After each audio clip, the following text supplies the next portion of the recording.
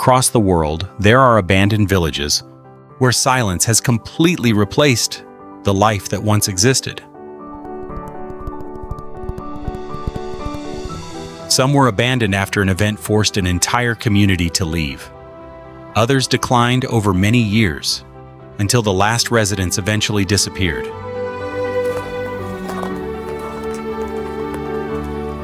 But not every departure has a simple story behind it. Some villages thrived for generations, and then one day no one wanted to stay anymore.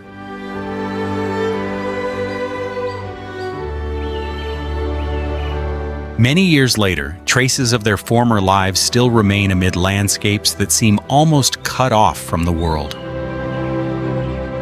They reveal part of the past, but also leave behind questions that time has not been able to erase.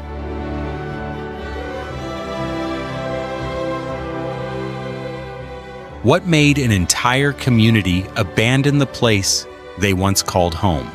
On this journey, we will explore the most astonishing abandoned villages and the stories hidden behind their disappearance.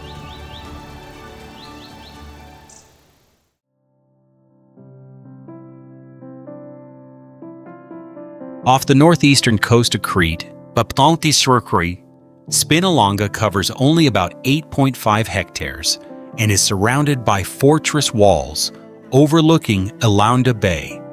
The Venetians once turned the island into an important Mediterranean sea fortress. In the 20th century, that same natural isolation gave the place an entirely different role.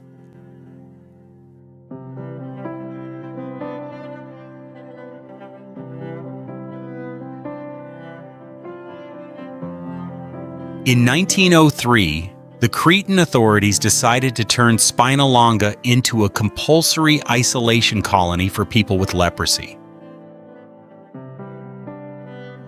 The first patients lived in old Ottoman houses amid shortages of food, medical care, and basic amenities. After Crete became part of Greece, patients from many other regions were also sent there.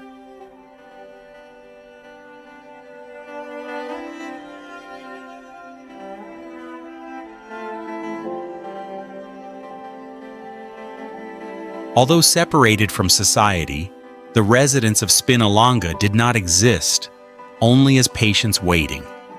They formed a community with shops, cafes, churches, and their own relationships, while living conditions gradually improved. A Nobel Prize-winning doctor once visited and later sent 10,000 doses of hygranol to the island.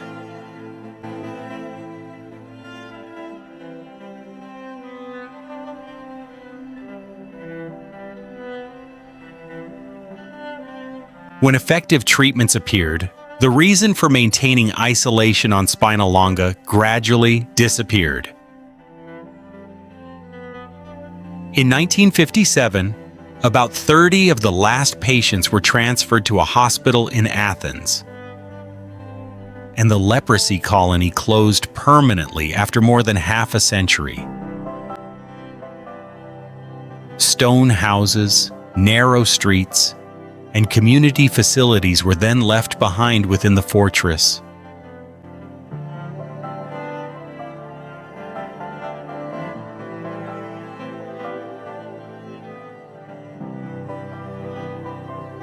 Spinalonga once held people who could not leave. In the end, the day they gained their freedom was also the day the island became empty.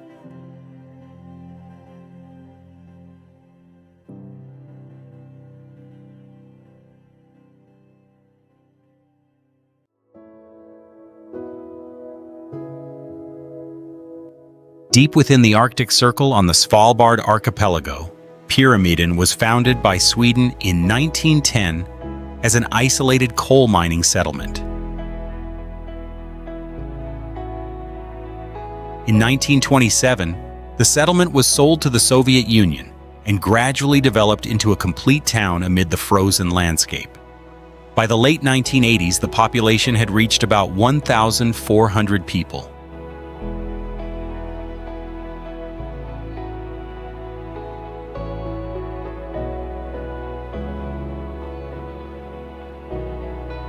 Most residents were coal miners and their families from the Soviet Union, but Pyramiden had more than mines and communal housing blocks. A school, kindergarten, cultural center, library, and other facilities were built to sustain long-term life there. In the Arctic, the place once resembled a miniature Soviet community.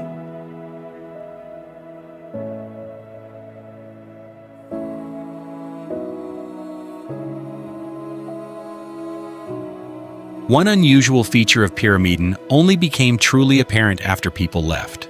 The cold became a natural preservative. Low temperatures slowed the decay of wood and many objects, allowing the rooms to retain traces of daily life for many years. Books, household items, and furniture therefore remain behind.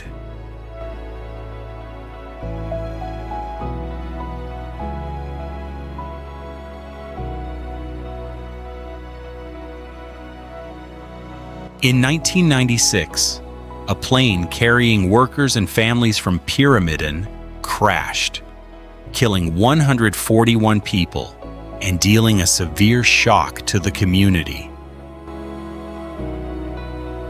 2 years later, when mining was no longer profitable in the post-Soviet environment, the mine closed and the remaining residents left. The town quickly became silent.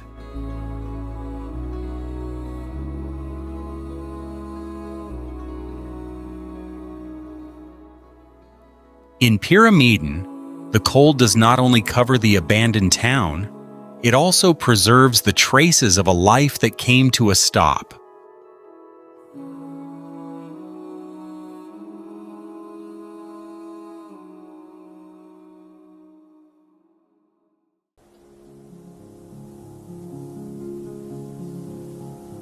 Located in the Andes at an elevation of more than 7,218 feet, Sewell was built around the El Teniente copper mine, about 37 miles from Rancagua. The terrain is so steep that the town has almost no roads for vehicles, only stairways and pedestrian paths. For that reason, Sewell is known by a very distinctive name, the City of Stairs.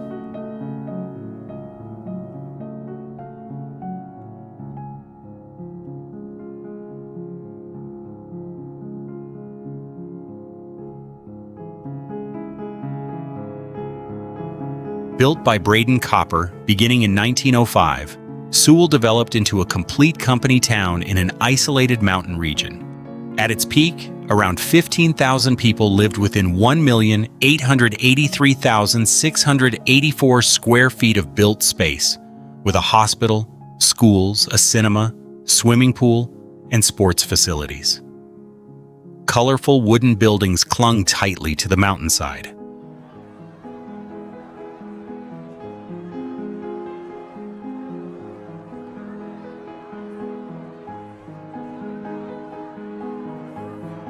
Life in Sewell depended on El Teniente, the world's largest underground copper mine, but mining also brought deadly dangers. In 1945, a fire inside the mine produced carbon monoxide, causing 355 workers to die from asphyxiation. The disaster became the most serious accident in the history of Chilean mining.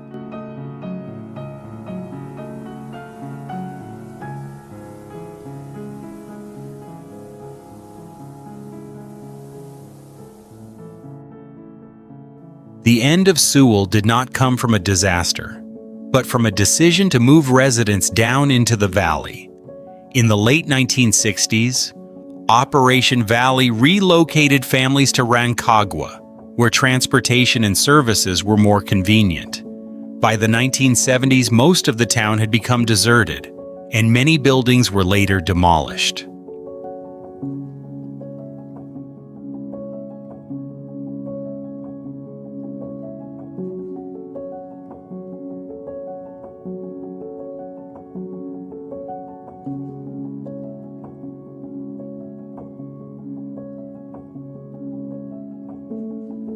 The stairways that once served 15,000 residents now lead through a town where the footsteps of an entire community have disappeared.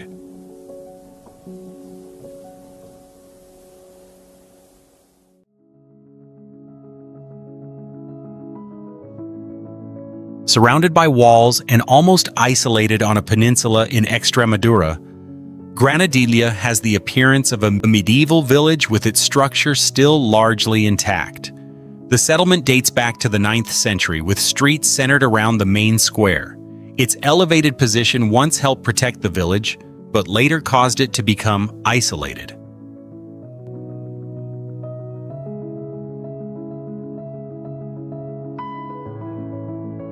Granadilla's fate changed when the Gabriel y Galan Reservoir was built, and water began surrounding the lower land.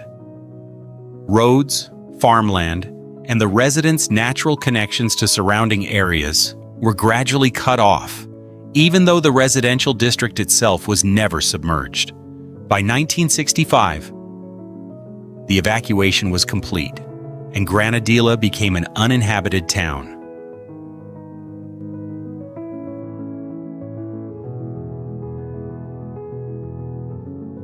What is remarkable is that the houses residents were forced to leave behind still stand on high ground above the reservoir's water level.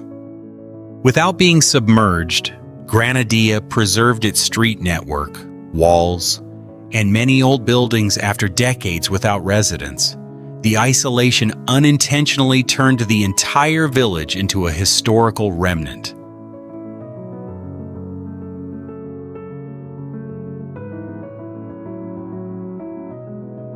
The most prominent structure in Granadilla is its 15th century castle, a fortress once associated with the Spanish nobility. After many years of abandonment, restoration programs began repairing houses, streets, and deteriorating historic buildings. However, restoring the architecture does not mean that the community that once lived here has returned.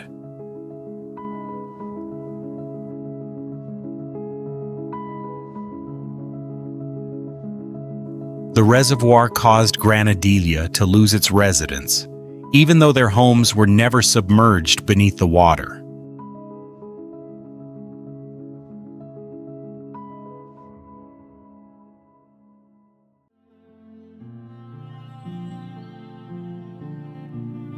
Nestled in the valleys of Cappadocia, the ancient village of Savuşin in Turkey leaves a striking impression with its houses carved directly into sheer volcanic rock cliffs.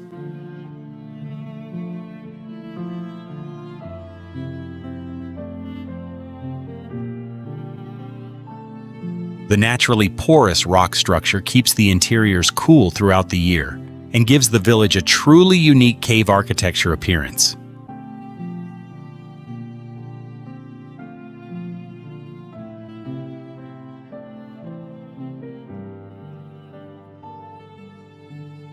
People have lived here since the 1st century AD, and it was once an extremely important religious center.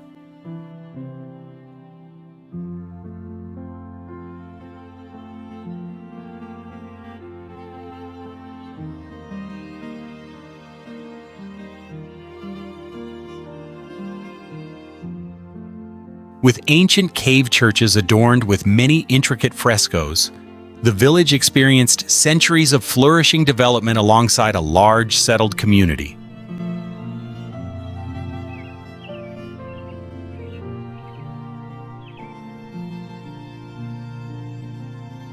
However, in the 1960s, severe geological instability dealt a devastating blow to this land.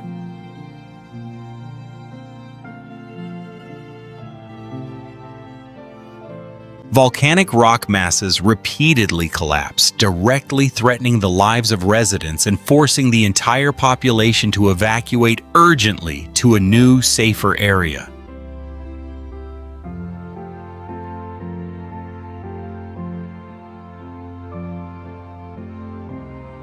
Today, only towering ruins remain beneath the open sky, resembling a gigantic forgotten beehive.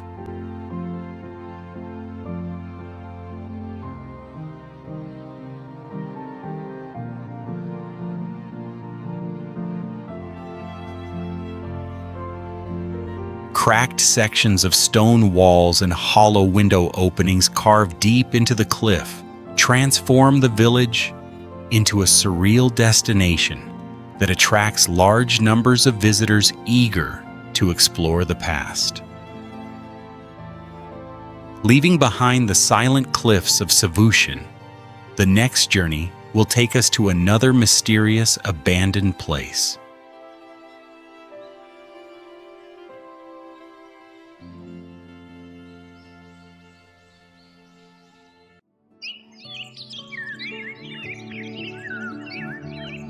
Only a solitary Islamic minaret rises proudly above the calm surface of the water.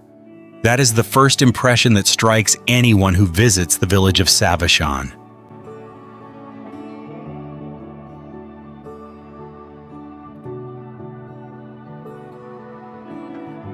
Hidden deep beneath the blue-green waves lies an entire complex of ancient limestone houses that once clung tightly to the Anatolian slope, now transformed into a silent underwater world.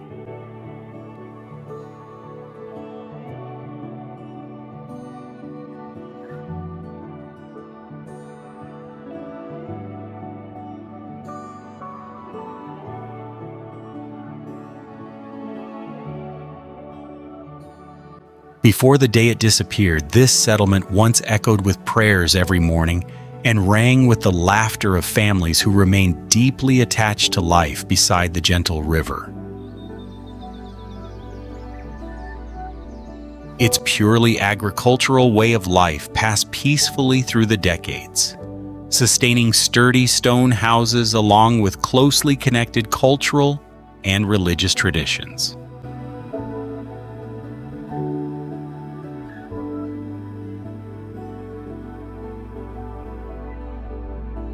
The tragedy was set in motion by the very ambition to develop energy when the government launched a massive hydroelectric dam project. In 2019, the filling of the reservoir quickly swallowed the entire residential area below, erasing the familiar living space and forcing each household to leave its homeland with sorrow and relocate elsewhere.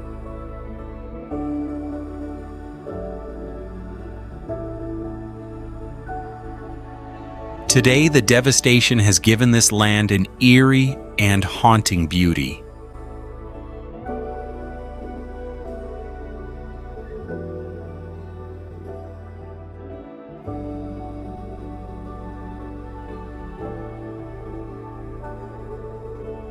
Tourist boats slowly glide above the roofs of submerged houses, where time seems to have frozen forever beneath the shadow of the solitary minaret.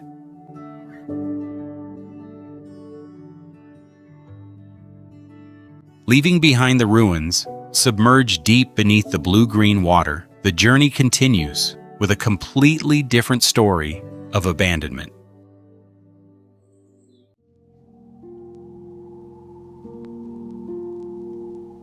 Deep in the Sahara Desert, Uadan clings to a rocky hill amid a landscape made up almost entirely of stone, sand, and empty expanses stretching to the horizon.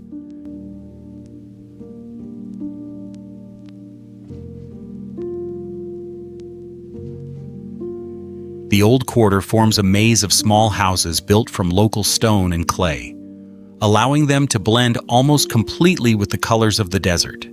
Many roofs have disappeared, leaving only rough walls standing beneath the harsh climate.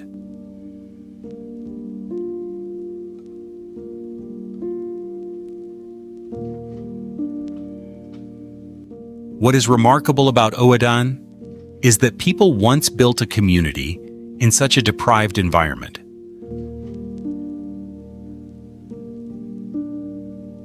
The structures crowded together along the hillside show how residents use the materials available around them to adapt to the Sahara.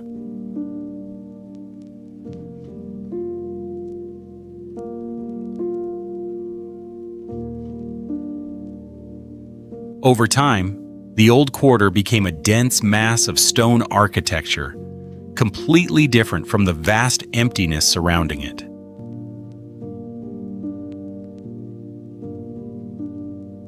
From the 18th to the 19th century, the conditions that had once allowed the community to survive began to grow harsher. Desertification and extreme climate conditions caused the population to decline gradually, turning Uadan's decline into a prolonged process, rather than a sudden evacuation.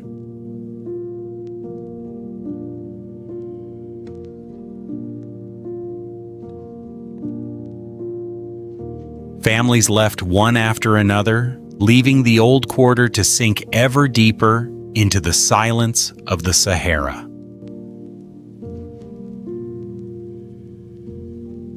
Its presence makes the stone ruins of Uadan seem even smaller within a landscape shaped by natural forces that far exceed the scale of human history.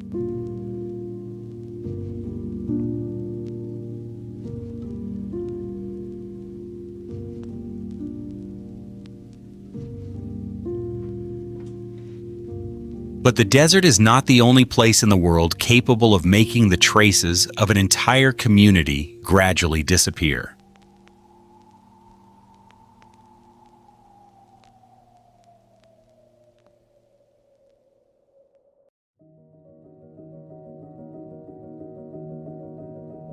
Near the eastern edge of Death Valley in Nevada, Rhyolite now consists only of ruined bank walls, a train station, and foundations in the desert.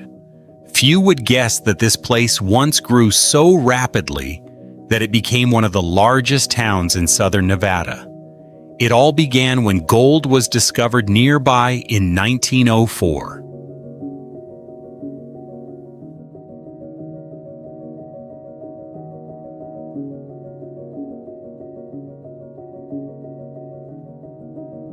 Just a few years later, Rhyolite had electricity, telephones, banks, schools, hotels, and dozens of saloons. At its peak, the population was estimated at around 5,000 to 8,000 people, while the Montgomery Shoshone mine attracted enormous amounts of investment. An ore processing mill there could handle about 300 tons of rock per day.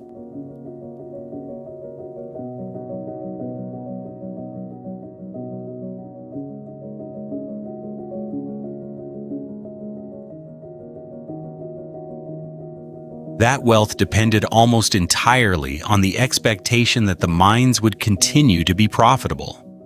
The financial crisis of 1907 reduced available capital. Mines began to close, banks failed, and residents left rapidly.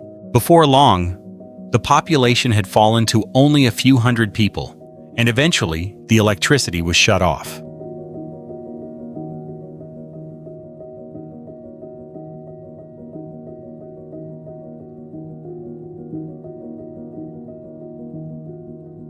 Among the ruins, one unusual structure still survives, the Tom Kelly House, built from tens of thousands of discarded glass bottles. This material was cheaper and easier to obtain than wood in the remote desert, so beer and liquor bottles became walls. Along with the train station and bank, it tells the story of the brief boom.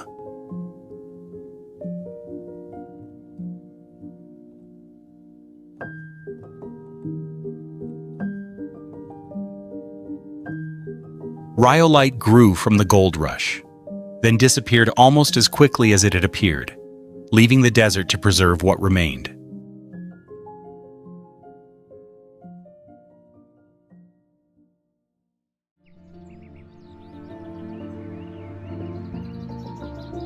An earthquake in 1968 divided the history of Poggioreale into two parts, before and after the disaster.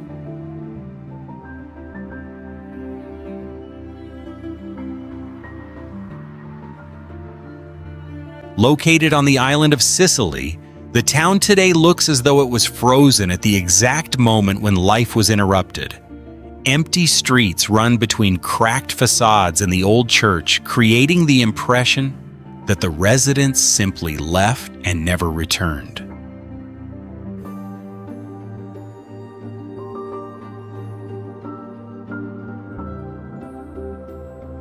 The event that determined Poggioreale's fate was the 1968 Belicri earthquake. The quake struck the entire valley, causing severe damage to many towns.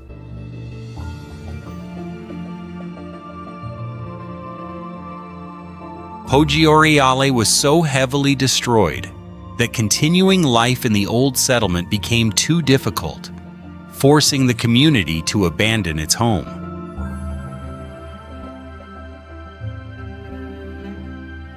Instead of rebuilding the entire town, the residents were relocated to a new settlement nearby.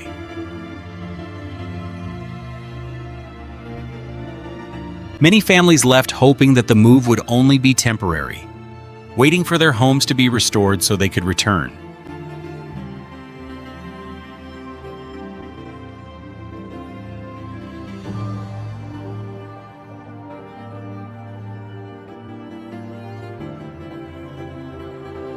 But that return never happened, and old Poggioreale gradually became a place with no remaining residents.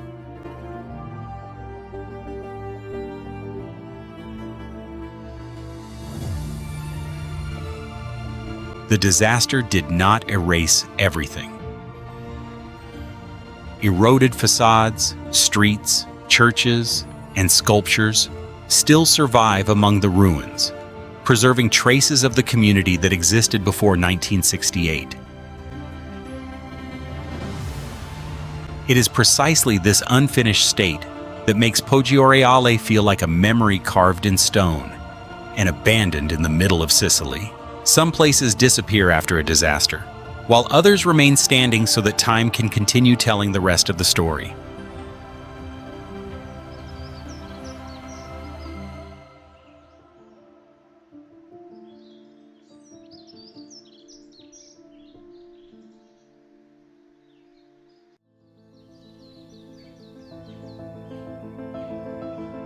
Along the Scheldt River, very close to Antwerp, Doel once had the simple appearance of a Flemish village, with houses lined up across flat lowlands.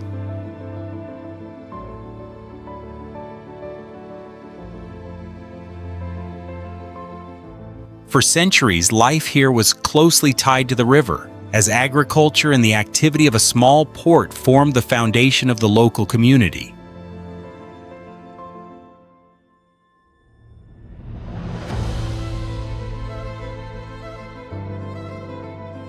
That long-standing existence was disrupted by plans for industrial development. In 1999, the Belgian government decided to convert the area into land for industrial use. Land acquisition and the relocation of residents began, forcing families who had lived in Doel to leave their homes one after another. A community that had existed for generations began to shrink, not because of a natural disaster, but because of modern planning.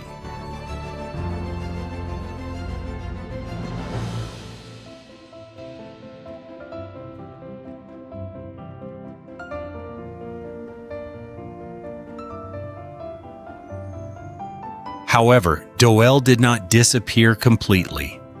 Some residents decided to stay, leaving the village in a prolonged state of uncertainty for decades.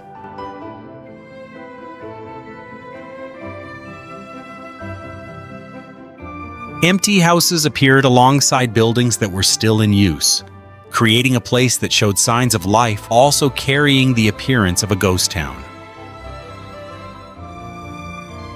It is precisely this in-between existence that makes Doel different. It was not destroyed in a single moment, nor has it been completely erased from the map. Instead, the village gradually became emptier while some people continued to remain among streets that grew increasingly silent.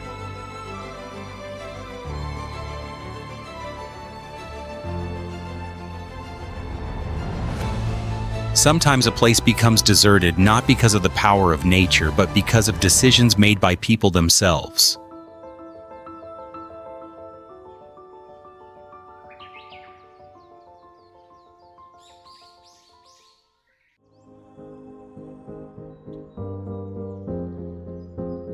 Scattered across the steep hillside overlooking the Mediterranean Sea, the ruins of Saidra appear half-hidden beneath pine trees and dense vegetation.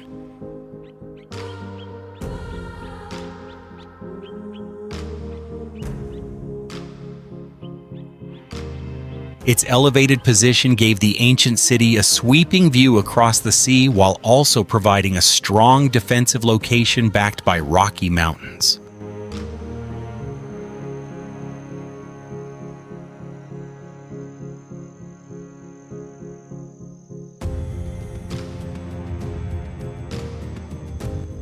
Traces of human presence date back to the 7th century BC, but the city's true golden age began when the Roman Empire ruled this land.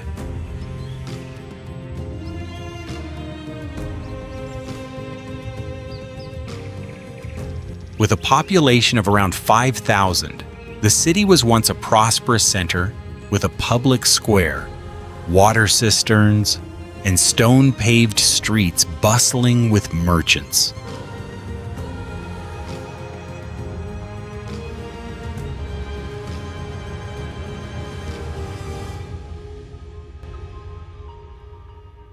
Turmoil came from repeated Arab raids and piracy, forcing residents to retreat to safer areas along the coast.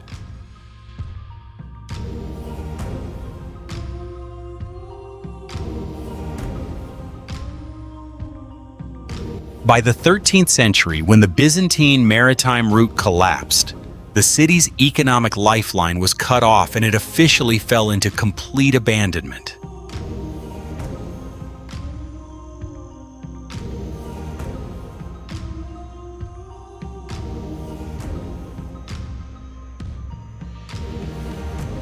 After centuries of neglect, wild nature has taken over every stone step and row of ruined columns.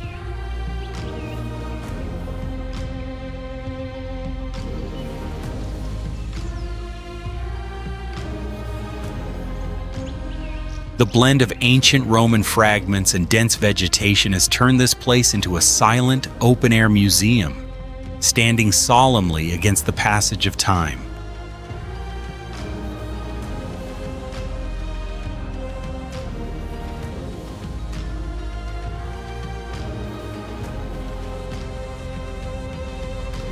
Leaving behind the Roman ruins hidden among the pine trees, the journey will continue to take us into the next mysterious setting.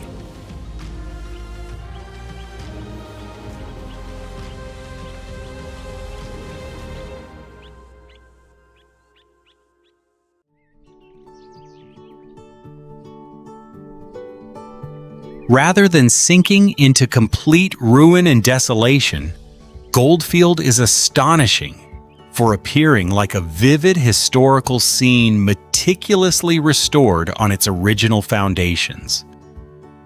Set amid barren desert landscapes and the sun and winds of the American frontier, its weathered wooden buildings and rows of covered walkways still fully recreate the appearance of a 19th century mining settlement.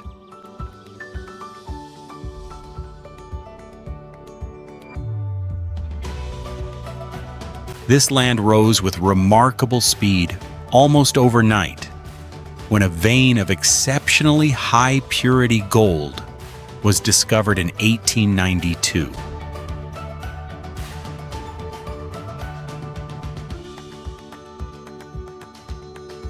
The massive influx of gold seekers transformed the quiet wasteland into a bustling mining center, where hundreds of miners placed all their hopes of changing their lives into every swing of the pickaxe deep underground.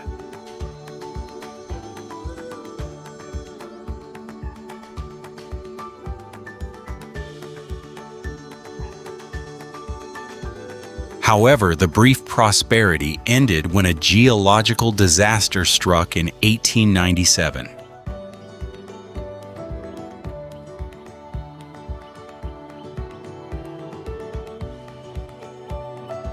An underground fault disrupted the mineral vein, causing the concentration of precious metals to fall so severely that mining was no longer profitable, forcing everyone to leave quickly.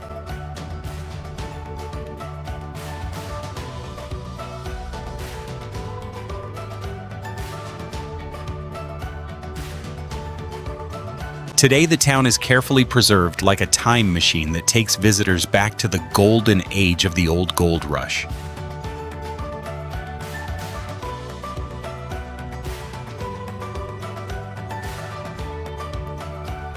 Each saloon, general store, and remnant of the old mine still stands there, recounting the fleeting dream of wealth pursued by the pioneers of the frontier.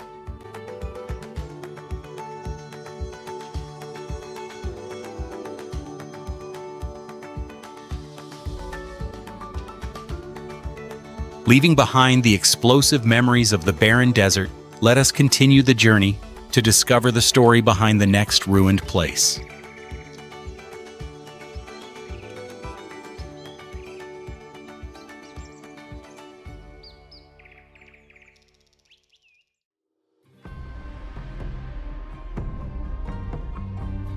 Its very name means fracture, and history turned that name into destiny.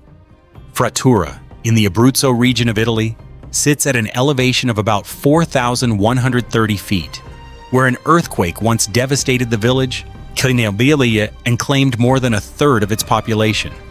The survivors were ultimately forced to abandon the land that generations of their families had called home.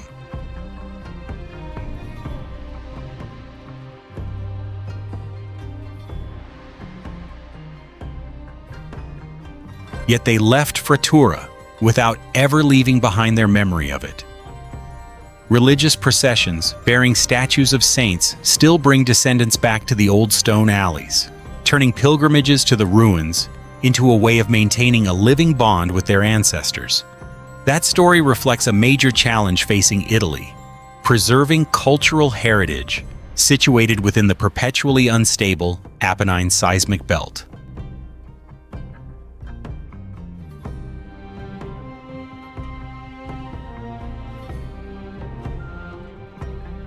Amid the collapsed houses, a bell tower and stone altars still endure as the unfaded soul of the village. Faith became the thread connecting the living to a place no longer safe for habitation. Because of this, Frattura feels more like a place of remembrance than a mere dead village.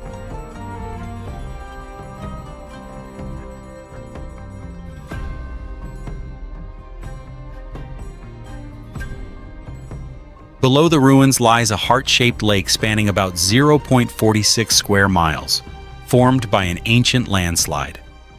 Vegetation grows through house foundations, climbs stone steps, and gradually merges the architecture into the mountainside.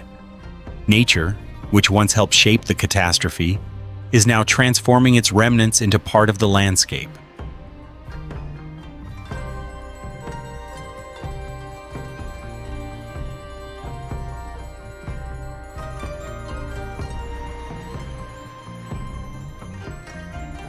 Frattura survives not because it was rebuilt, but because people still return.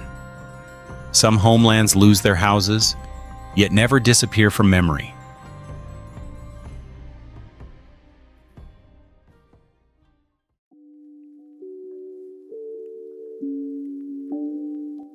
A fortress that once commanded an entire valley is now reduced to empty walls upon a rocky mountain. Amendolia, in Calabria, southern Italy, was left behind after the 1953 disaster, when floods and landslides forced residents to leave their ancestral home. From then on, the village became a petrified memory.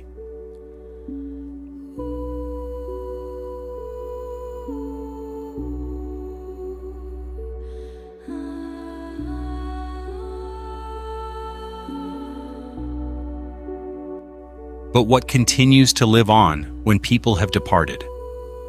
Among the ruins remain traces of Byzantine chapels, hermitages of Basilian monks, and rock-cut tombs linked to the belief in the resurrection. Faith seems to cling to the stone longer than any roof.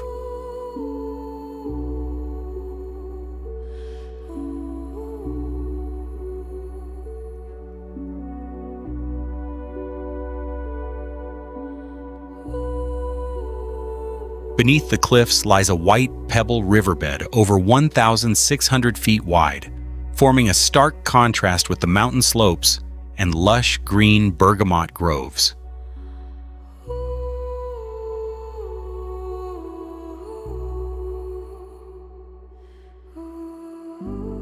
Above, ramparts, houses, and bedrock merge to the point where it is difficult to distinguish human construction from the mountain itself.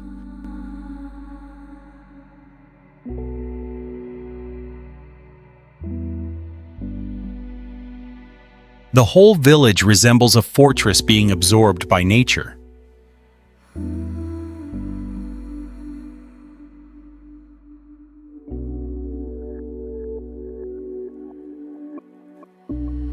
The deepest legacy, however, is the Greco language that once echoed through daily life and prayers. That tongue demonstrates that Calabria was once situated at a strategic crossroads connecting the Greek, Byzantine, and Latin worlds of the Mediterranean. Natural disasters displaced the people, but could not easily erase an identity passed down across generations.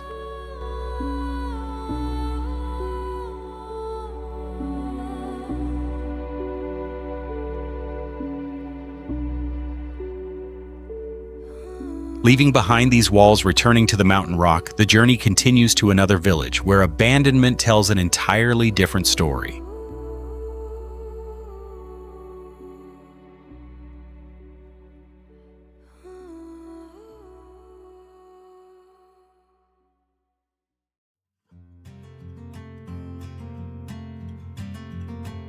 Ruesta is an unusual ghost village. The residents have vanished, but pilgrims continue to walk through it every year.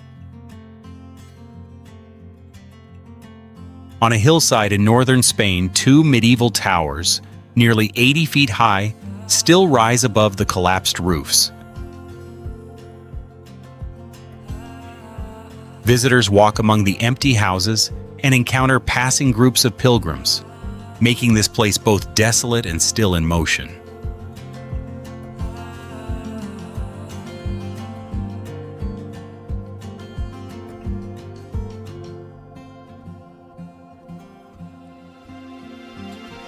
The Ruesta fortress dates back to the early 10th century and once played a defensive role in the north of the Iberian Peninsula.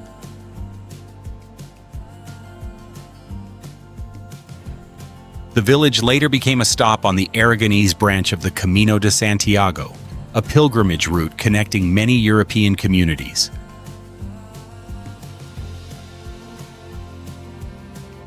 A chapel once housed 12th century Romanesque murals, featuring depictions of Christ and symbols from the Book of Revelation.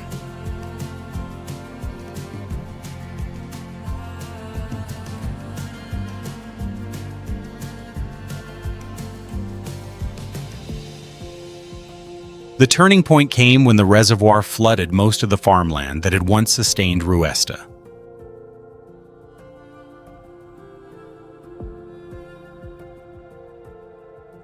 By the mid-1960s, the community dissolved. Local restoration records recorded a population of around 368 during the depopulation period.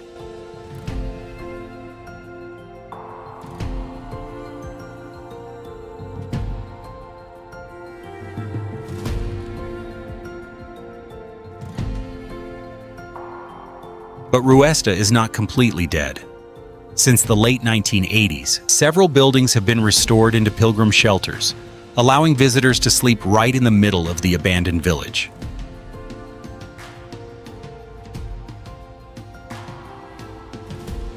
The former residents have not returned, but international footsteps continue along the streets they once used.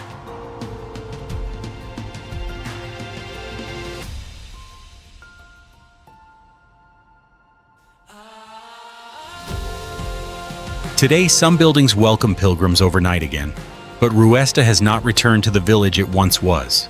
People have left Ruesta. Yet strangely, for centuries, the world has continued to pass right through it.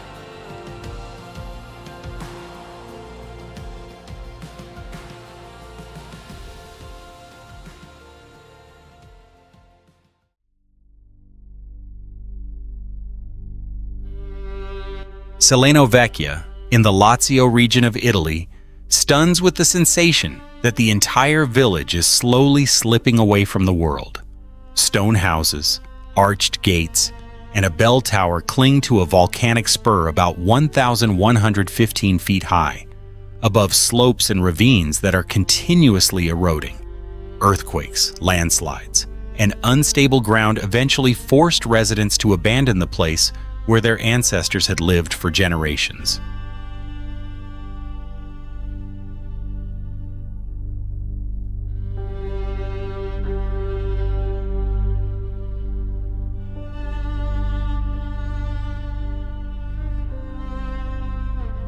Yet the departure of its people does not mean their memory has vanished.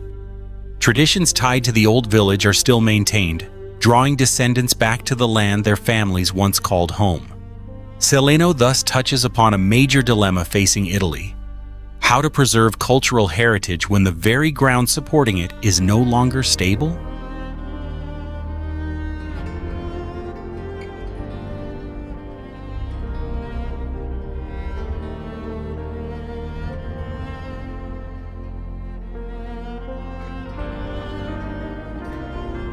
Amidst the empty houses, crosses, frescoes, and religious traces still cling to the tufa stone. The fortress was once linked to church authority, embedding the village in the complex political and religious history of central Italy. When daily life disappeared, these sacred symbols became the clearest voice speaking of the people who once lived here.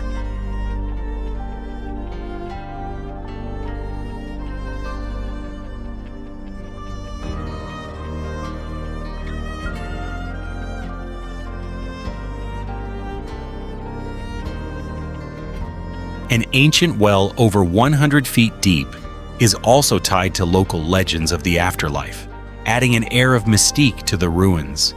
Vegetation pierces through walls, roots grip the stone, while the edge of the cliff continues to erode away.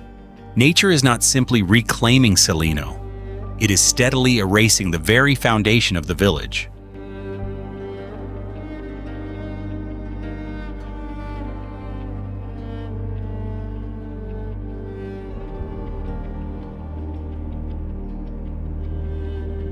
Celano is therefore like a memory still desperately clinging to the edge of the cliff, even as the ground beneath it vanishes. But abandonment does not always begin with a natural disaster.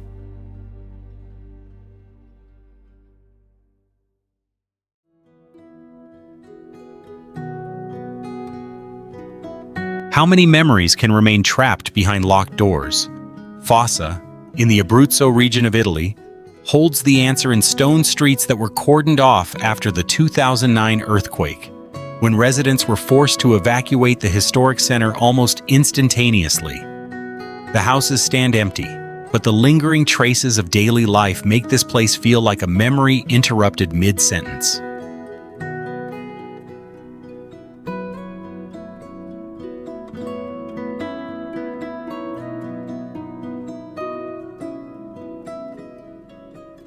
The human dimension is the most haunting part of Fossa.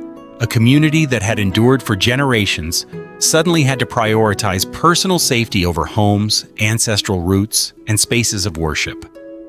That story mirrors a major dilemma facing Italy and Europe: how to safeguard cultural heritage while prioritizing human life in active seismic zones.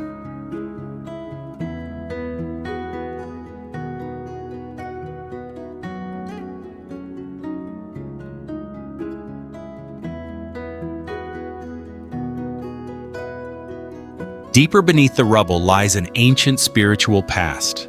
An ancient necropolis once revealed over 600 tombs, accompanied by exquisite grave goods showing that death was once treated as a journey to another world. Weapons intentionally bent before burial only deepen the mystery surrounding these funeral rites.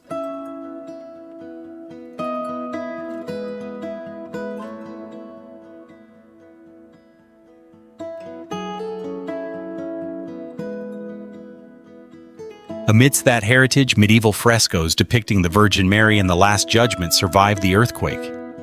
Images of heaven, demons, and souls upon cracked plaster create a powerful contrast between faith and human fragility. Outside, stone ramparts, wild grasses, and towering mountains make Fossa resemble a relic slowly merging into the earth.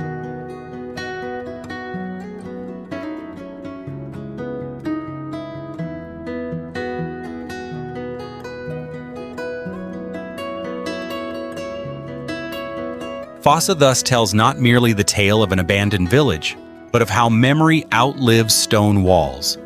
And in the next location, the disappearance of its people left behind an entirely different trace.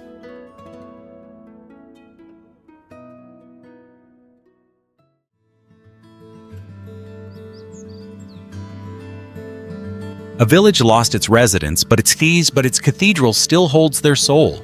Tratalias Vecchia on the island of Sardinia, Italy, survives through that very paradox.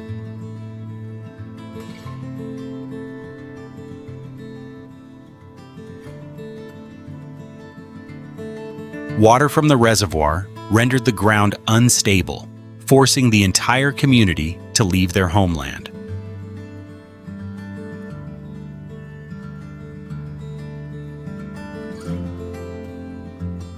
The houses stand empty, while the center of faith remains standing.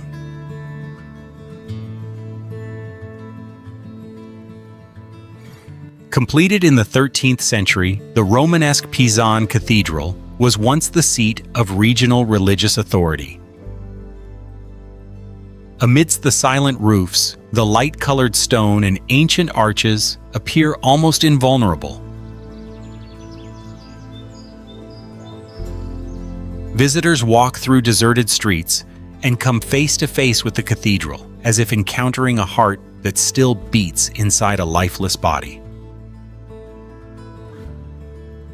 Even more astonishingly, though the residents departed, the rituals never vanished. On major feast days, the faithful still return to process the statue of the Virgin Mary through the old village.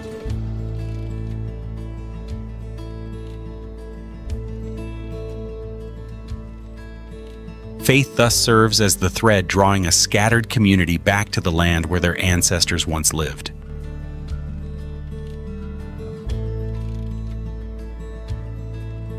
Vegetation now creeps through windows and moss carpets the stone pathways, while the cathedral, nearly 100 feet long, still dominates the ruins.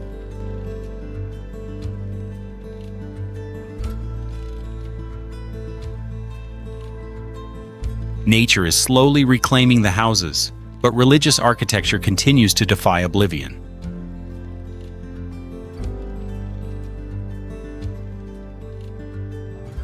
It is precisely this contrast that makes Tratalias Vecchia both desolate and sacred. People have moved away, but their identity has not disappeared. Ahead, abandonment takes on an even harsher form.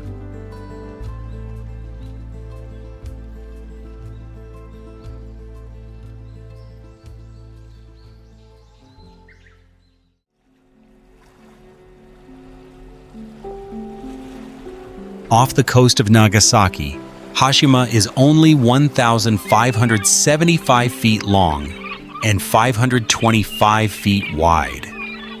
Yet it once contained an entire town behind seawalls.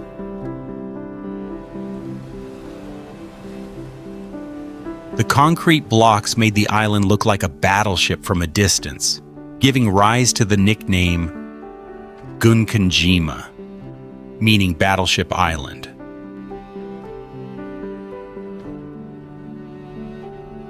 That abandoned place was once a coal mining machine in the middle of the ocean.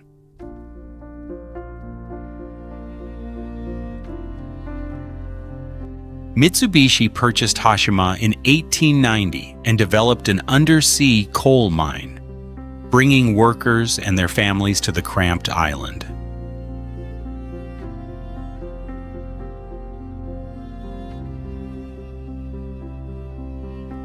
In 1959, the population reached 5,259, an extraordinary number for such a small area.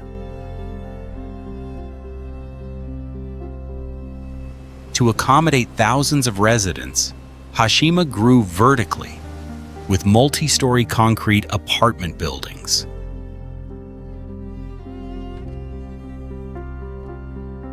Life on Hashima was not limited to mine shafts and cramped rooms. The island once had a hospital, 2 schools, shops, public bathhouses, and a shrine for residents.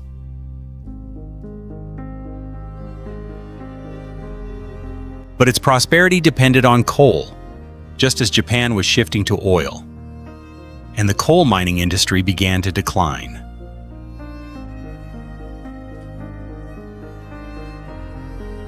In April 1974, the mine closed and residents left Hashima, turning the crowded town into an uninhabited island.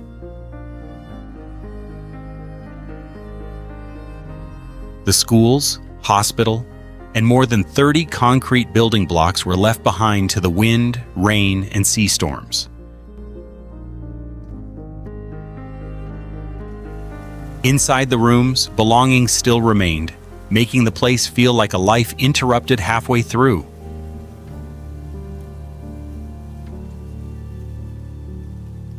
Today, Hashima still stands off the coast of Nagasaki, like the concrete skeleton of a town that once lived by coal and died with it.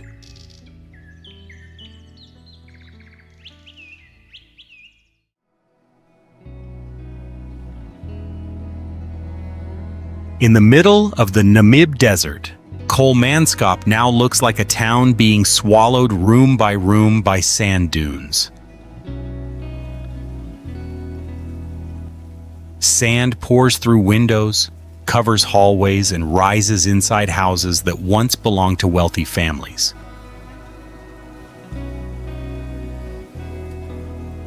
But more than a century ago, this desolate land once produced enormous quantities of diamonds.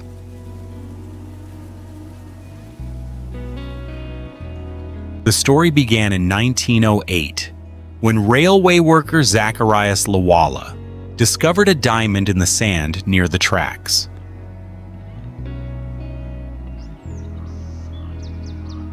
That discovery triggered a mining rush and caused Kolmanskop to rise rapidly in a place where there was almost no life.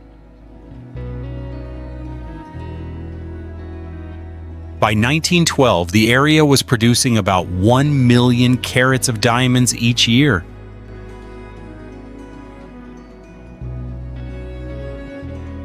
The wealth created an almost absurd world in one of the driest deserts on the planet.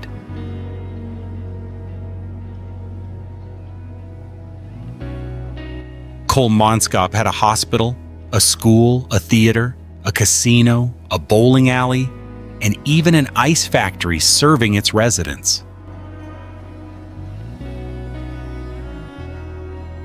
German-style houses appeared among the sand, while fresh water had to be transported in from elsewhere.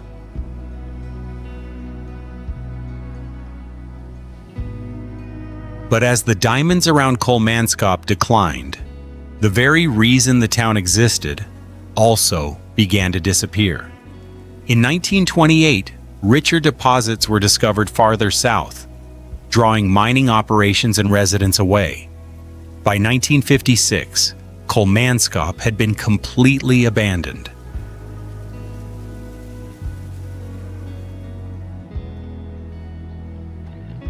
Today, sand continues to pour into the empty houses, slowly erasing the town that diamonds once built in the middle of the desert.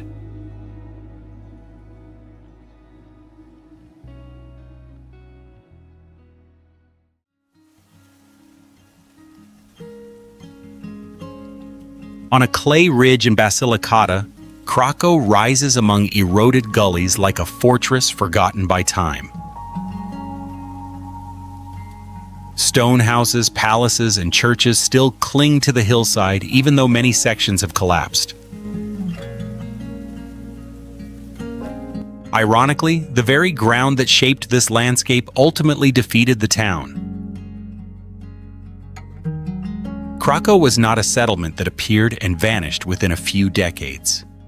Its name Graculum was recorded as early as 1060. From the 12th century onward, the village developed around a square tower that still stands out on the skyline.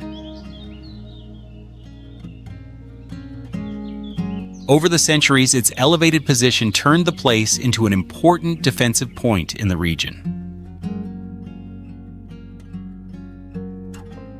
The turning point came in 1963, when a major landslide made about 60 houses uninhabitable. At the time, Krakow had around 1,800 residents, and the process of relocating them to the Krakow-Peschiera settlement began. Flooding in 1972, followed by an earthquake in 1980, nearly erased any hope of returning. Krakow did not die overnight. The prolonged evacuation caused the community to gradually disappear from streets that had once been crowded. Houses, squares, and religious buildings were left behind on the unstable hill, while nature continued to wear them away.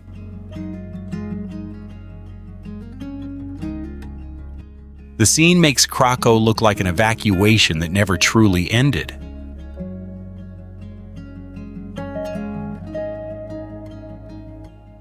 Krakow's walls are still there, but the life that once existed inside them was driven away forever by this hill.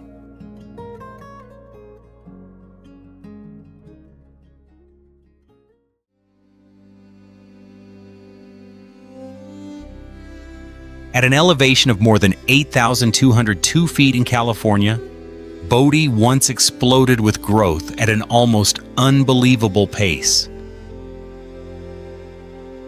In 1879, the town had around 8,500 residents and more than 2,000 structures, packed into a place that had previously held only a few dozen people. It all began with rich veins of gold and silver discovered in the 1870s. Bodie's wealth came with a violent reputation in the American West. More than 60 saloons operated amid gunfights, robberies, and brawls, giving rise to the legend of the Bad Man of Bodie. Behind that chaos, the mines produced tens of millions of dollars worth of gold and silver. The boom cooled as Bodie reached its peak because the rich ore gradually ran out and mining companies went bankrupt. By 1886, the population had fallen to only around 1,500 people, while residents continued leaving for more promising mining regions. Two fires in 1892 and 1932 continued to wipe out much of the town. The final blow came in 1942, when mining ended and Bodie lost its school, post office, and town status. Fewer than 10% of the 2,000 structures survived the fires. Since 1962, what remains has been preserved in a state of arrested decay rather than restored.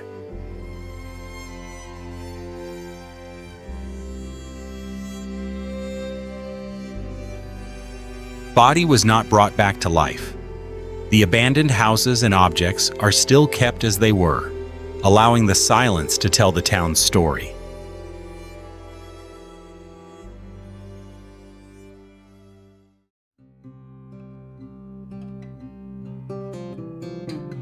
Varosha was once the heart of tourism in Famagusta, where high-rise hotels crowded the Mediterranean coastline.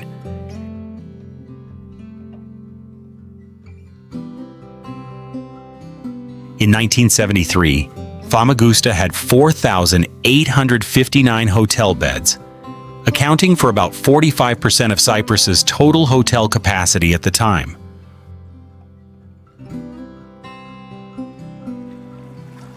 More than half of all overnight stays on the island were concentrated here, turning the district into an internationally renowned resort destination.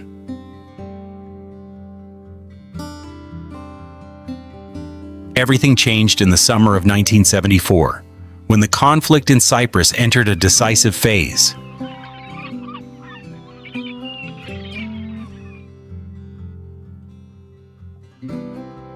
In August, the Greek Cypriot residents of Varosha fled before Turkish forces entered Famagusta, believing they would soon return home.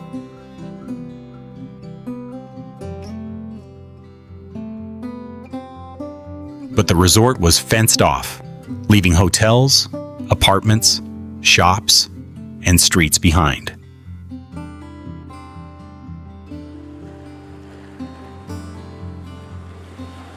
The strangest thing was not that Varosha was destroyed, but that a modern city was almost frozen in time after the evacuation.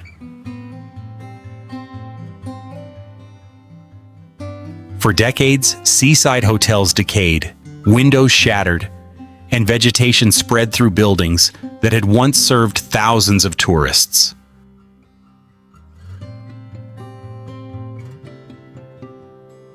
A lively resort became an empty zone beside a beach that remained clear and blue.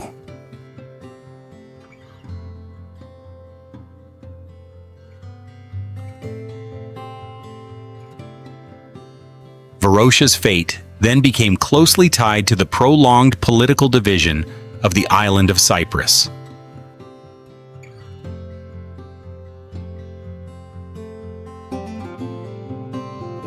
In 1984, the United Nations Security Council declared that attempts to settle Varosha with people other than its original residents were unacceptable.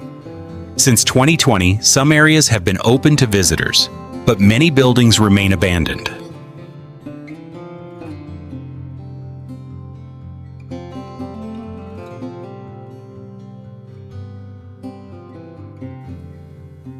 A single summer transformed Varosha from a vacation paradise into a landscape where the hotels still stand, but the residents have disappeared.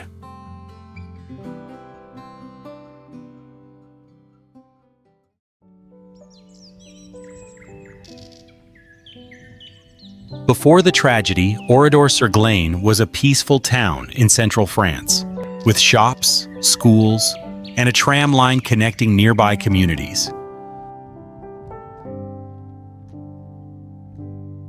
The war seemed far away, drawing residents and evacuated families to this place. No one knew that this normal life was about to disappear within just a few hours. On June 10, 1944, about 200 Waffen-SS soldiers from the Das Reich division surrounded Oradour and gathered the villagers in the town square. The men were divided into groups, while the women and children were forced into the church before the killings began. In a single afternoon, 643 people were murdered. What makes Oradour a particularly haunting ghost village is that life here did not slowly decline, but was abruptly cut off.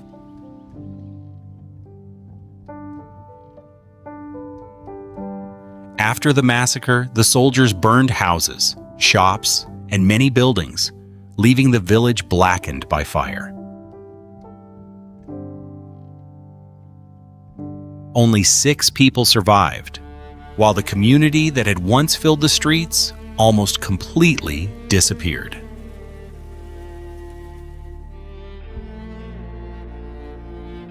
After the war, instead of rebuilding on the old foundations, France decided to preserve much of ruined Oradour as a memorial.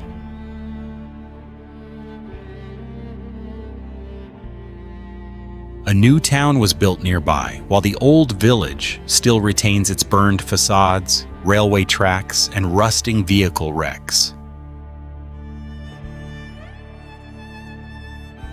The abandonment here became part of the memory.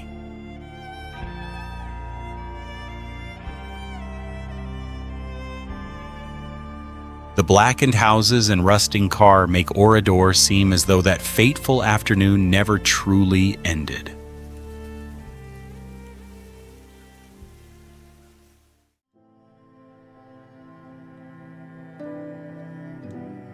Located on Shengshan Island, Hutuan clings to a hillside facing the sea, with terraced houses layered above one another overlooking the ocean. Vines, moss, and wild plants cover rooftops, windows, and walls, making the entire village almost blend into the greenery. That scene hides the past of a fishing village that was once particularly prosperous.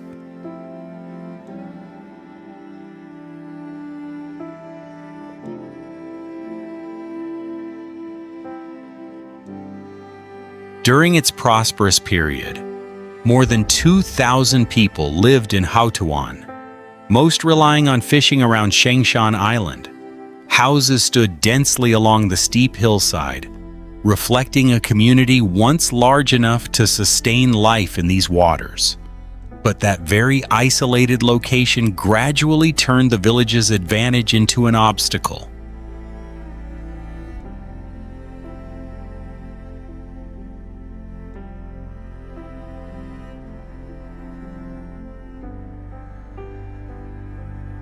To leave Hutuan, residents had to navigate winding, steep paths, while rough seas could prevent small boats from reaching shore.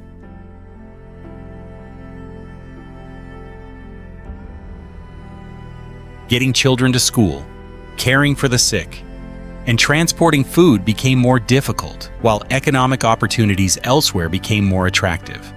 In the early 1990s, families began leaving the village rapidly.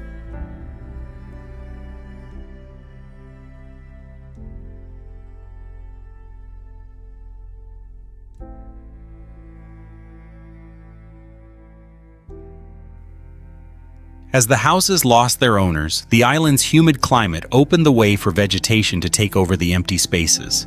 Vines crawled across balconies, moss covered the walls, and plants spread into the rooms, gradually erasing the boundary between architecture and the mountainside.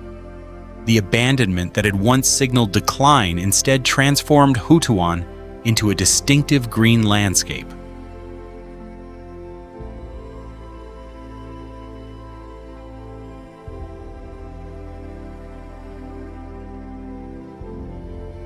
Hutuan did not disappear beneath ruins. It disappeared beneath greenery as nature took over the abandoned homes.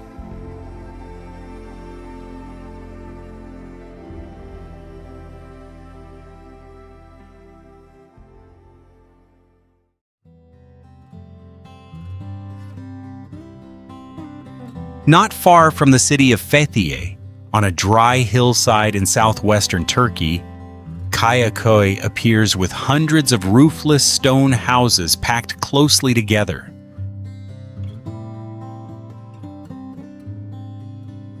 Narrow streets wind between empty walls and abandoned churches. The entire mountainside looks like the remains of a community that has just disappeared.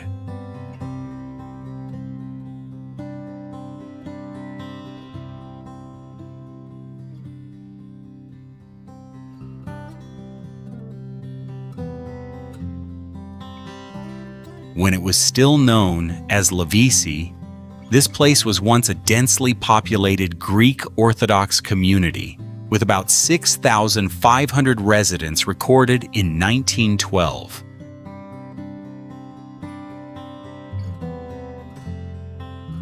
People built their homes along the slopes, together with schools, shops, and religious buildings.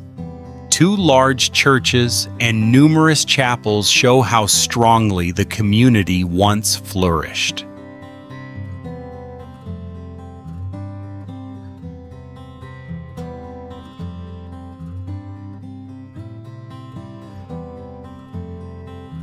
The turning point came after the Greco-Turkish War, when the two countries carried out a compulsory population exchange under the 1923 agreement.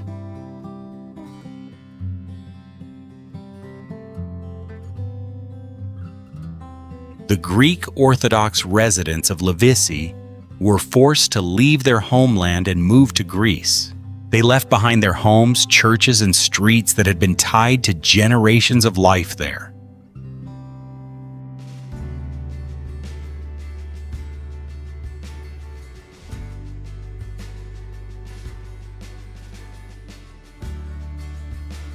Muslims transferred from Greece to Turkey did not fill the void, and many families chose to live elsewhere. A later earthquake further destroyed roofs and the remaining parts of buildings. As a result, hundreds of stone shells still cover the hillside, but the old community never returned.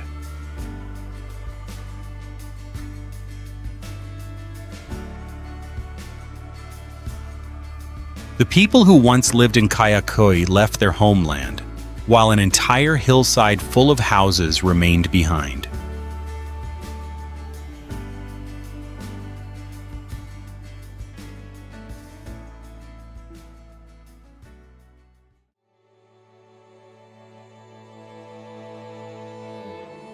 Civita di Bagnoregio sits on a high, tough rock summit above the Calanchi Valley in the Lazio region of central Italy.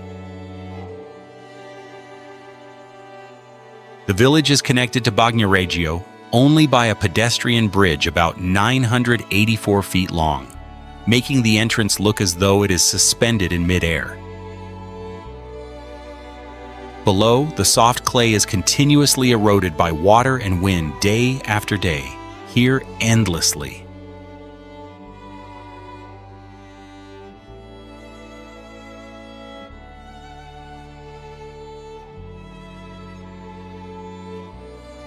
Civita's origins stretch back more than 2,500 years, when the Etruscans settled on this elevated, easily defensible site.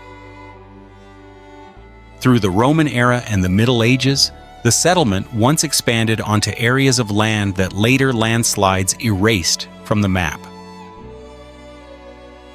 The remaining stone streets are therefore only the surviving part of the town.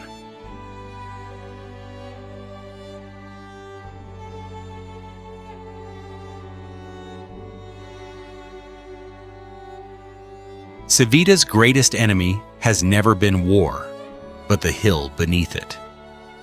The hard layer of tuff rests on easily deformable clay, causing the slopes to continually collapse and the edges of the town to gradually fall away. After the earthquake of 1695, residents gradually moved to Bagnoregio, leaving many old neighborhoods behind.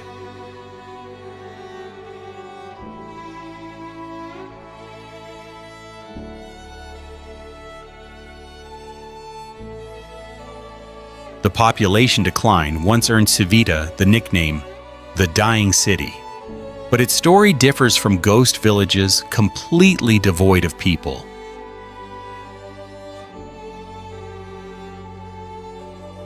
Only about a dozen permanent residents still live in the old village, while the number of visitors approaches 1 million each year. Life has returned, but the land continues to change.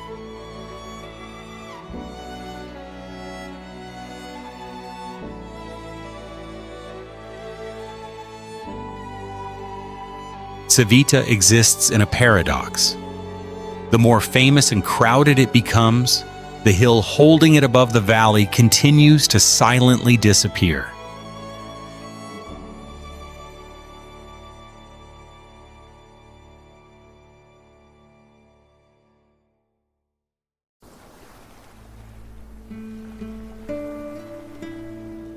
In the southwestern part of Buenos Aires province, Villa Epecuén once stood beside a salt lake famous for its therapeutic mineral baths. The resort grew so strongly that it had around 1,500 permanent residents and 280 lodging and commercial establishments operating busily.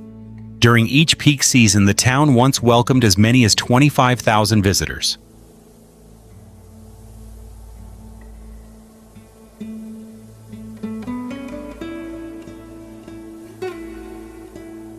but the very lake that created its prosperity became the force that erased the town. After years of heavy rainfall raised the water level, on November 10, 1985, the water overtopped and then breached the levee protecting Epecuén.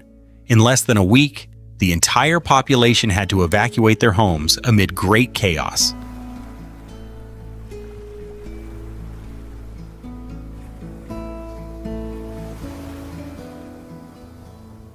The water did not stop after the evacuation, but continued rising for years, submerging streets, hotels, and hundreds of houses. At its highest point, most of the town lay beneath nearly 33 feet of deep lake water. Salt from the lake seeped into walls, metal, and trees, leaving behind a strange white-gray landscape.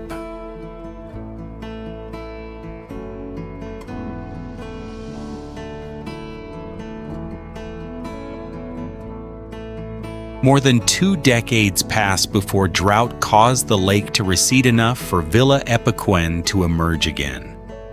Cracked roads, bleached dead tree trunks, and salt-covered building shells gradually rose from the water. This was not a town that had been saved, but the remains of a place once completely swallowed by a salt lake.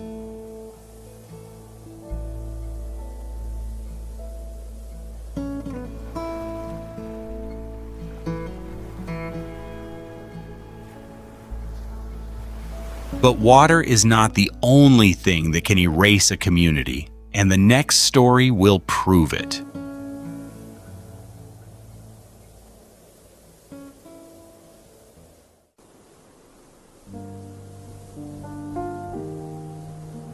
In the arid Atacama Desert of northern Chile, Humberstone was once a company town built around the nitrate mining industry. Originally named La Palma, the settlement developed in a region that receives almost no rain. At its peak, around 3,700 people lived and worked in this harsh desert.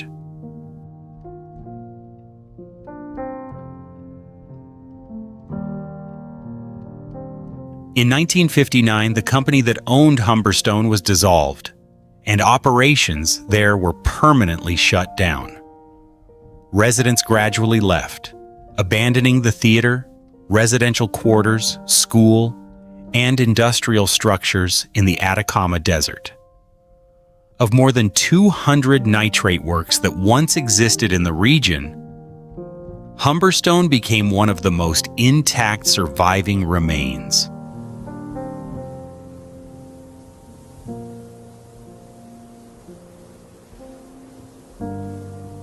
As the nitrate mining industry declined, Humberstone also gradually emptied of people, leaving behind an abandoned town in the Atacama Desert.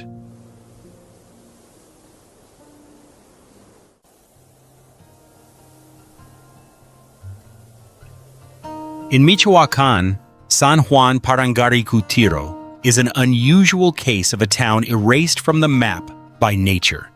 Founded in the 16th century, it was once an agricultural community amid the fertile lands of the Purépecha people. For generations, residents lived from their fields without knowing that a volcano was about to be born right beside them.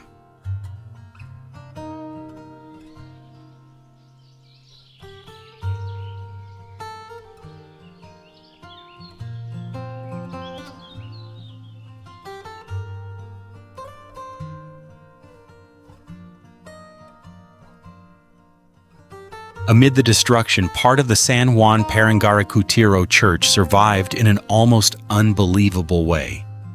Lava surrounded and buried most of the structure, but the bell tower and part of the facade still rose above the hardened rock.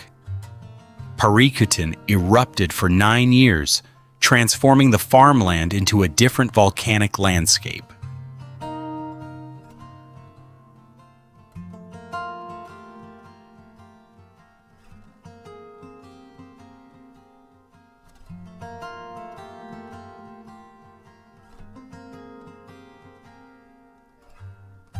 In the end, the remaining bell tower amid the sea of lava became the clearest trace of the place where an entire town once stood.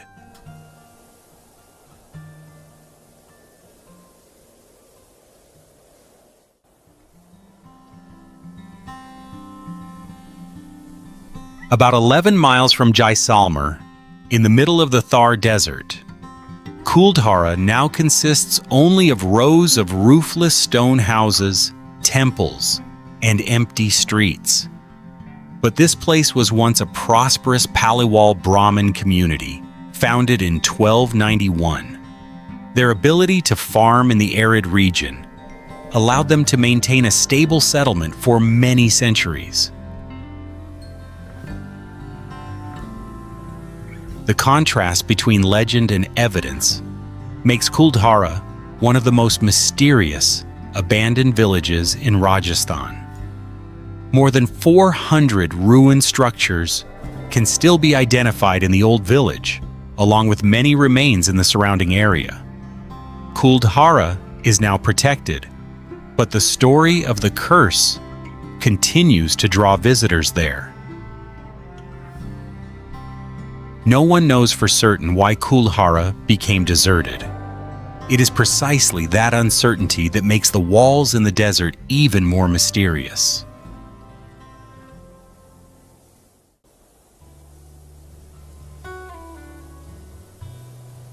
Beneath the massive red rock formation in Calabria, Pentadatilo was built on a mountainside overlooking the Ionian Sea.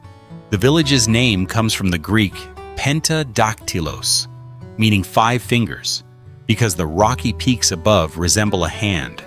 That shape gives this abandoned settlement an almost unmistakable appearance in southern Italy.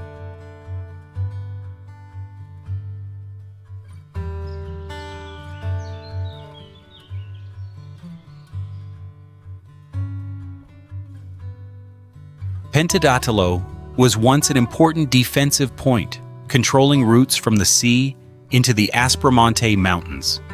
The village developed around a castle on high ground, with stone houses and a community that lived mainly from farming and livestock raising.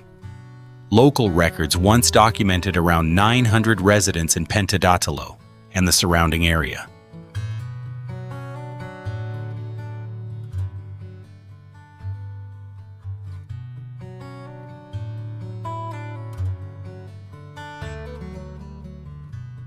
The village's past is also connected to the Alberti massacre, when a dispute between 2 families ended in killings inside the castle.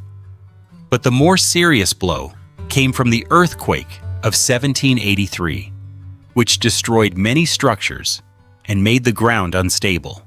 From then on, residents gradually began moving to lower areas.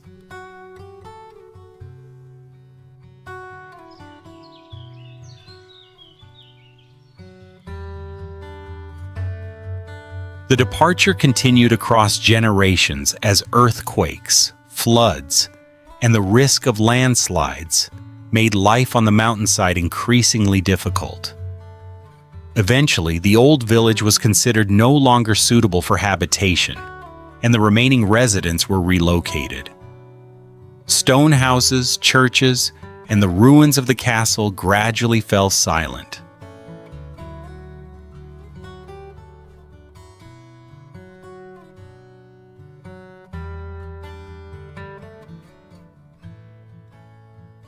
In the end, Pentadatilo was left with only a gigantic stone hand, embracing the houses that its people had abandoned long ago.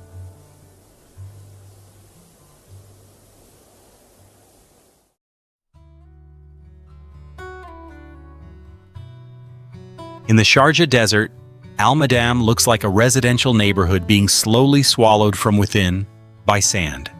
Single-story concrete houses are arranged along straight streets beside a small mosque. Sand pours through doors and windows, forming large dunes inside the rooms.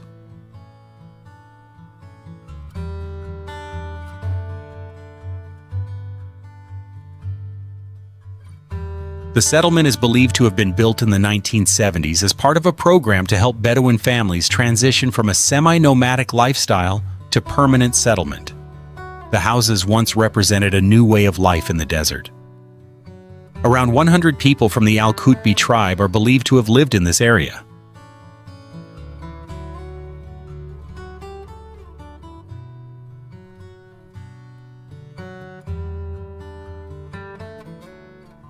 But the concrete walls could not keep the desert environment from entering daily life. Wind pushed sand into the streets and houses, while the isolated location made access to services and opportunities elsewhere difficult. Over time, families left one by one, and the settlement became empty.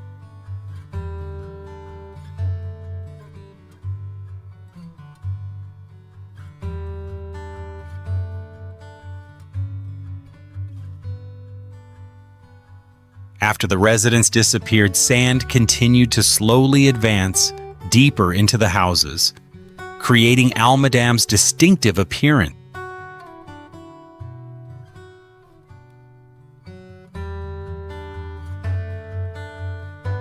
Some rooms are almost filled up to the windows, decorative tiles, and living spaces can still be recognized. The abandonment has also given rise to stories about jinn, although there is no evidence confirming them.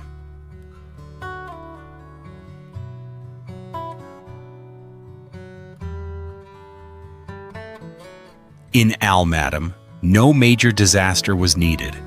Wind, sand, and time alone were enough to make a residential community gradually disappear.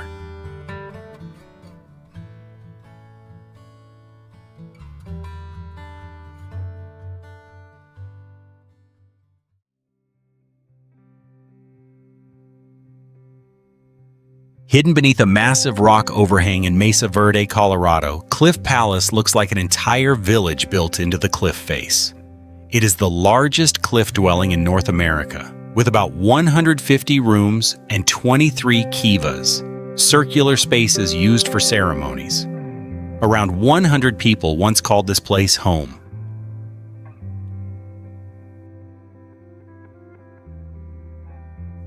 Most of Cliff Palace was built from the late 12th century to the late 13th century using sandstone blocks, mud mortar, and small stones packed between the walls.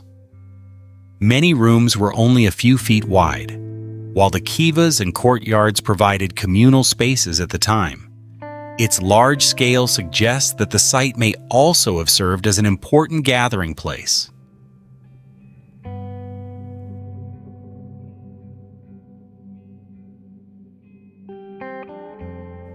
But the cliff community existed for less than a century before the ancestral Pueblo people left Mesa Verde. In the late 13th century, prolonged drought caused crop failures, while soil, forests, animals, and fuel resources may also have declined after generations of intensive use. Social pressures are also considered a possible cause.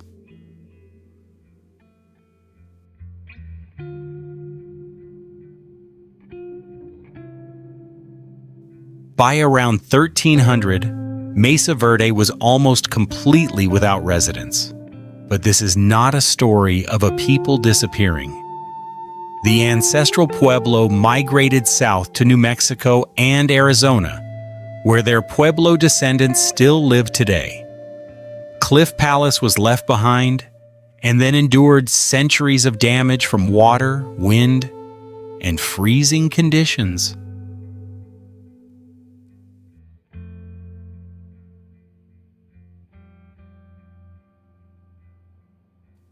The empty rooms of Cliff Palace remind us that an abandoned village does not mean the community that once lived there disappeared.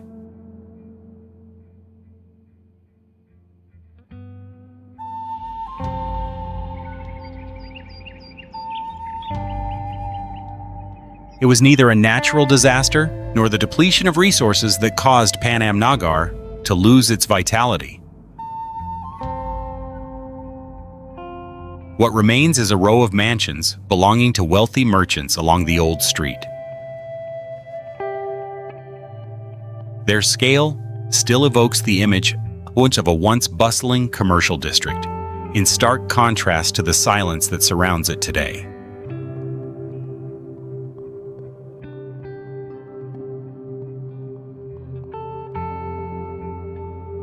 Panam Nagar was home to many wealthy merchants, particularly those involved in the cotton and textile trade.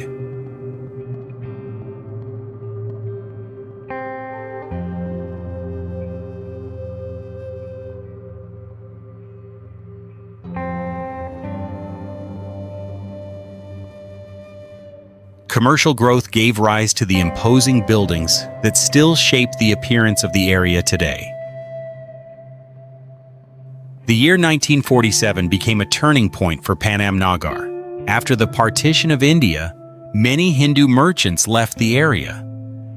As the community that had once played an important role in commerce gradually departed, the economy weakened, the population declined sharply, and a once crowded center slowly fell into silence.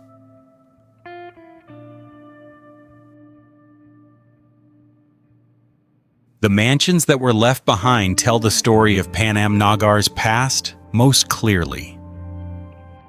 The old walls have become remnants of the colonial era and of a merchant community that disappeared, making this one of Bangladesh's notable colonial heritage sites.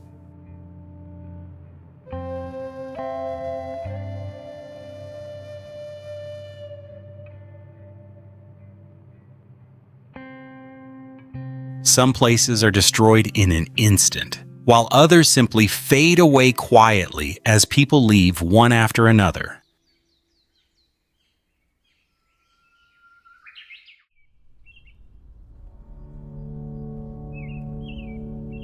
Along the border with Portugal, the village of Aceredo once nestled peacefully in the heart of the picturesque Lima River Valley.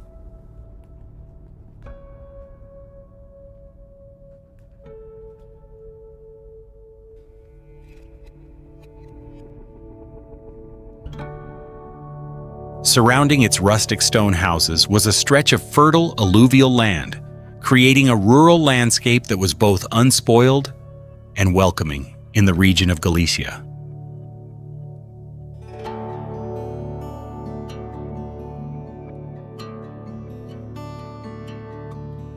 For generations, life here had always been closely tied to the gentle river.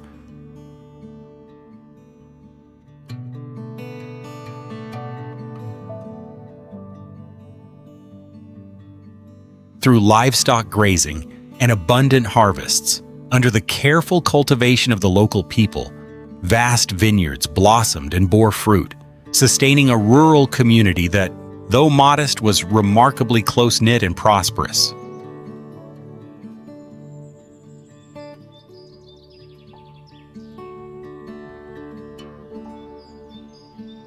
However, a harsh turning point came when a cross-border energy agreement determined that this valley would become the basin of the Lindoso Reservoir.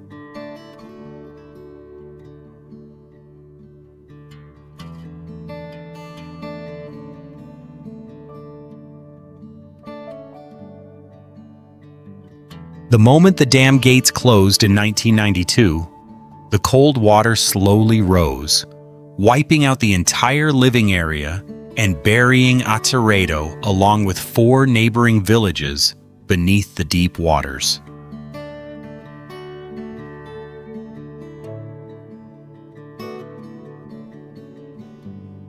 After years submerged in muddy water, the gray ruins of bare walls and broken door frames only emerge whenever drought returns.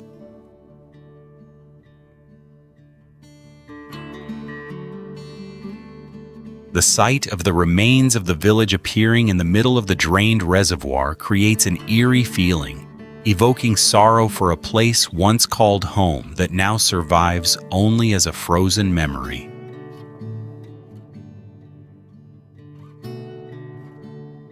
Leaving this place behind, let us continue the journey to discover the next forgotten remnants.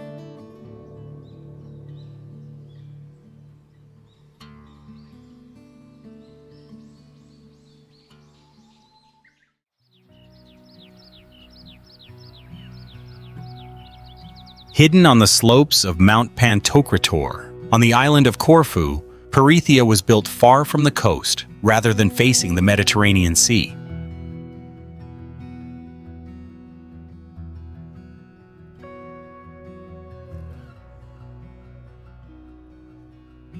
That seemingly inconvenient location was actually once a natural layer of defense, helping the community avoid the dangers that frequently appeared offshore and maintain an isolated way of life amid the mountainous terrain.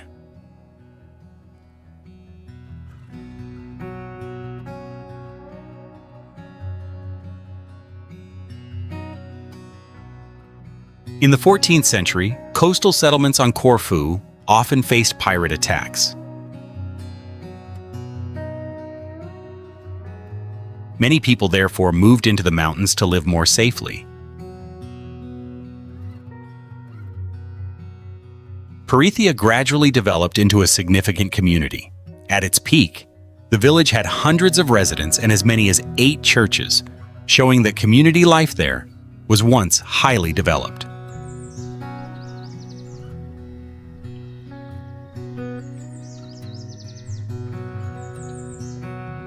But the very isolation that had once protected Parithia became a disadvantage as society changed.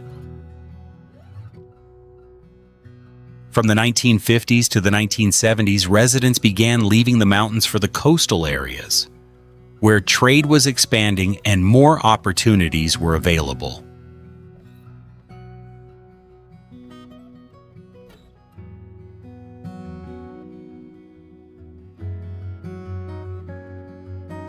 Without any disaster destroying the village, the population still steadily declined from decade to decade, till the place was almost entirely abandoned by the end of the century.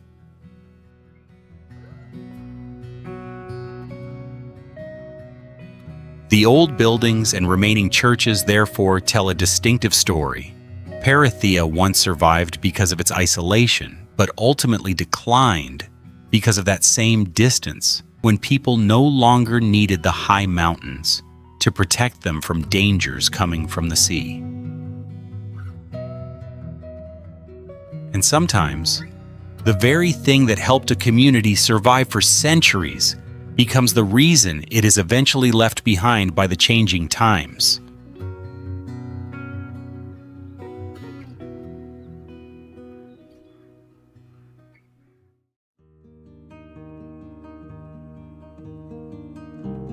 Stepping into Kesar Hadada feels like entering a strange earthen labyrinth with domed structures stacked as high as 4 stories.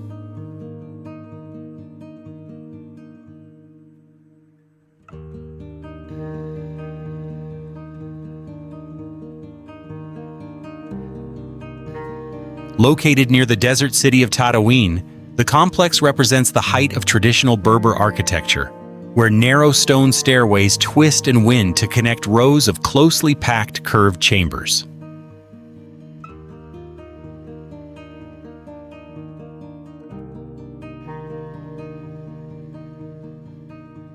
In its early days, this desert fortress served the vital role of a fortified food storehouse and a collective refuge for the entire tribe.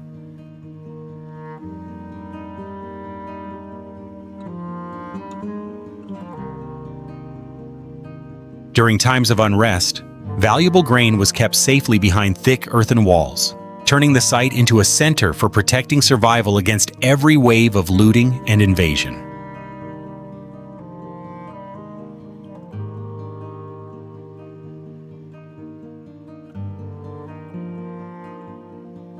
However, the process of modernization in the mid-20th century completely transformed the residents' way of life.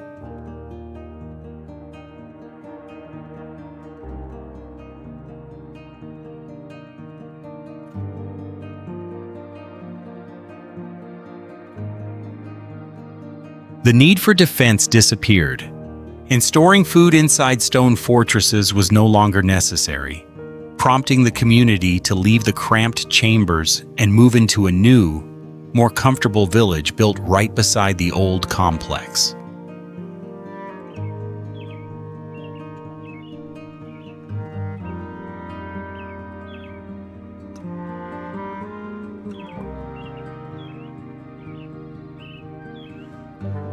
The ancient ruins are now wrapped in absolute silence, standing exposed amid the harsh sun and winds of the arid desert. Although everyday life has vanished, the distinctive earthen domes and surreal surroundings still draw travelers to admire a truly unique architectural heritage.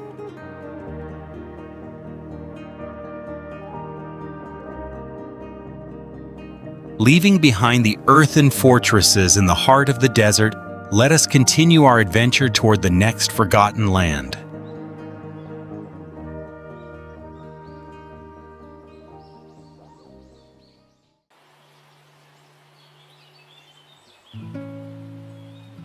Beneath the towering shadows of the brilliant red sandstone ranges of Zion National Park, the town of Grafton appears solemn and quiet beside the gentle Virgin River.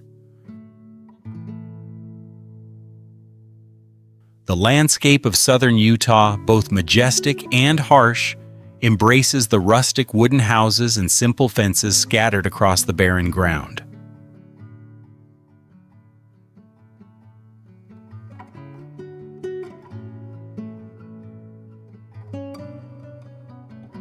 Looking back into the past, Mormon pioneers laid the foundations of this place in 1859 with a special mission.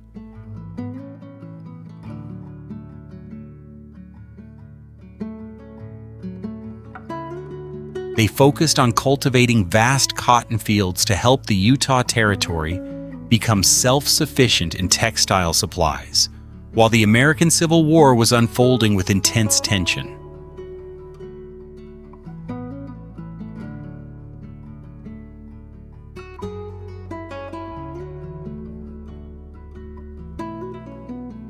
Today, only weathered wooden ruins, the old schoolhouse, and the historic cemetery remain, lying quietly amid the Red Rock Valley. The deserted surroundings and the unspoiled beauty of the American West have transformed this ghost town into a captivating open-air museum of history. Leaving behind the old traces in the Red Rock Valley, let us continue our journey to discover the next forgotten stories.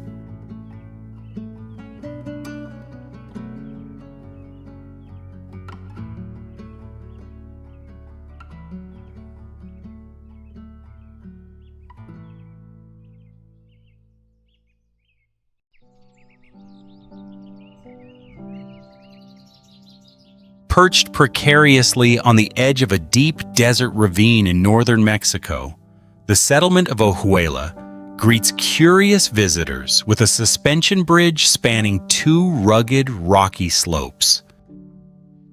The rough, barren terrain and steep trails surrounding the ruins of old houses create an overwhelming sense of isolation in the heart of the deep canyon. The history of this place surged during the colonial era, when the Spanish discovered rich veins of gold and silver.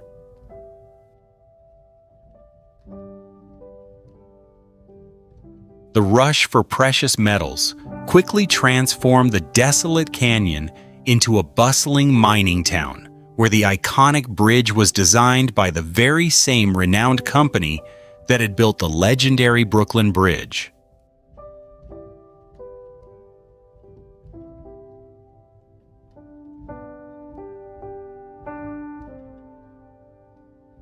However, the Golden Age quickly faded when the underground resources were depleted around 1910.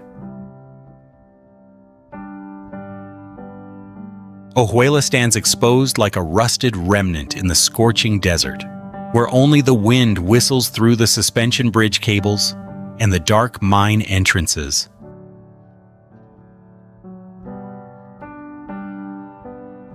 Crumbling stone structures scattered across the slopes turn this place into a stop marked by the haunting beauty of a bygone mining era. Closing the chapter on the golden memories of the ravine, let us continue the journey toward the next abandoned ruin.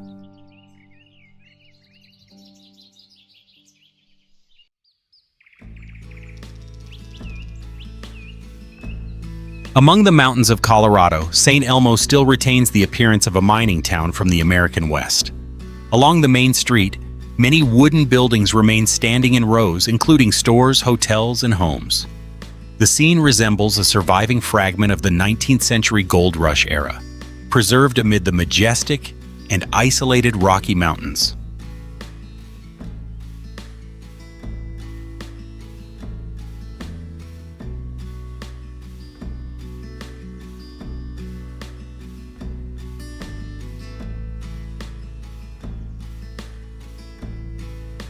St. Elmo's vitality came from gold.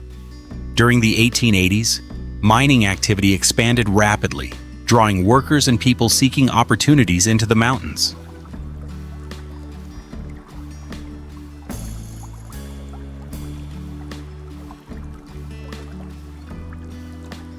An important advance came in 1881, when the railroad reached the town, making transportation easier and helping the community continue to grow.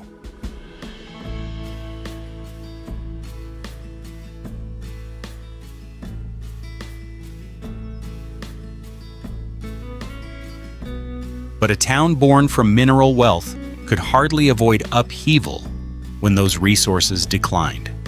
Falling mining output caused St. Elmo's economy to gradually lose momentum.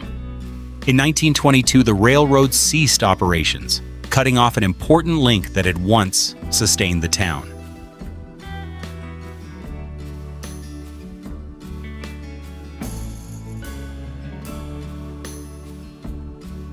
By the end of that decade, St. Elmo had been abandoned, and the bustle it once knew had disappeared.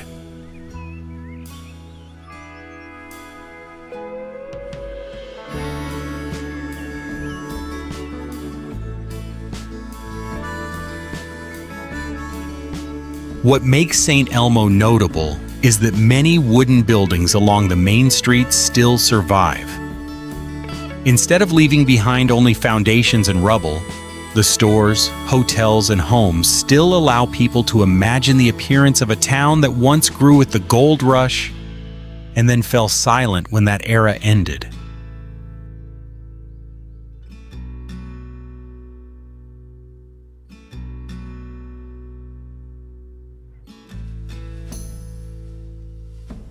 The dreams that bring people to distant places can also disappear when the thing that sustains them is gone.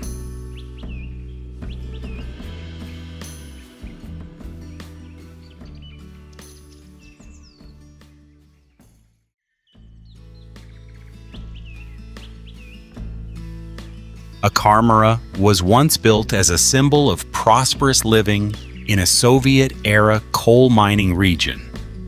Established in the 1970s near the city of Tekvarcheli, this settlement for miners stood out for its Stalinist-style buildings, high ceilings, and large windows, completely different from the abandoned appearance it would later take on.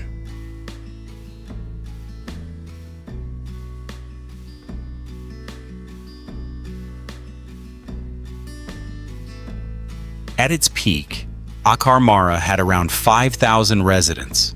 It was not simply a place for workers to live, but a complete community with schools, restaurants, a movie theater, and infrastructure supporting everyday life. Coal provided jobs and sustained a vibrant town in the mountains.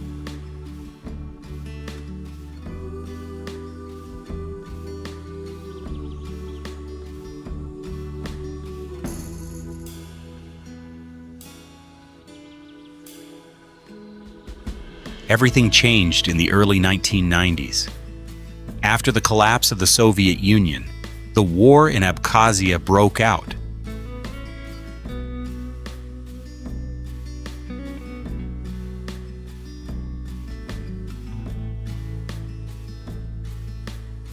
And most residents were forced to flee the area.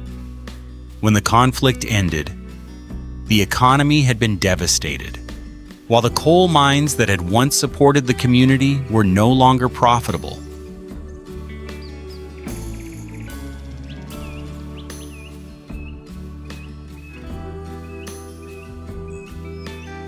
Even some of those who returned eventually left again. The apartment blocks and public buildings that once represented a stable way of life have now become traces of an era that collapsed.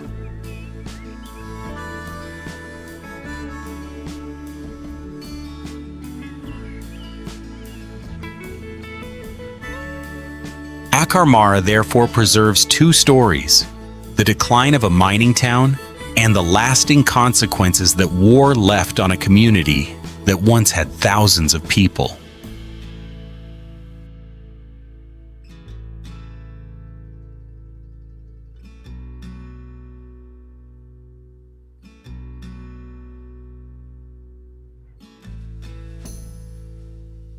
Some places are lost because resources run out, but war can cause an entire community to disintegrate much faster.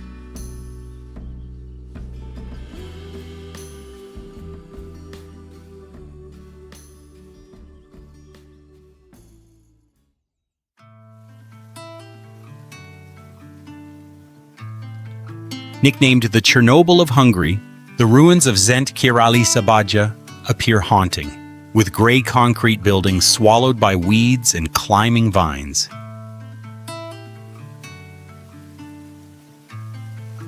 Hidden amid the peaceful countryside, this enormous military complex was once an isolated headquarters, equipped with complete infrastructure for a self-contained way of life.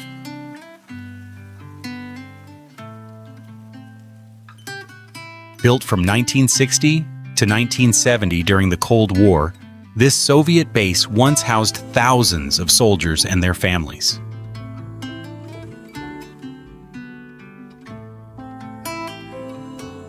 More than just barracks, the site developed into a complete town with multi-story apartment buildings, schools, a theater, and a gymnasium that ranked among the most modern in the region at the time.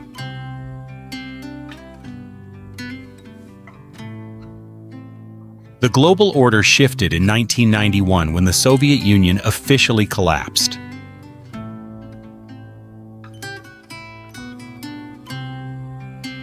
The Russian military was forced to withdraw on a large scale from satellite states across Eastern Europe, leading to the rapid evacuation of the entire population and leaving the base abandoned and unattended.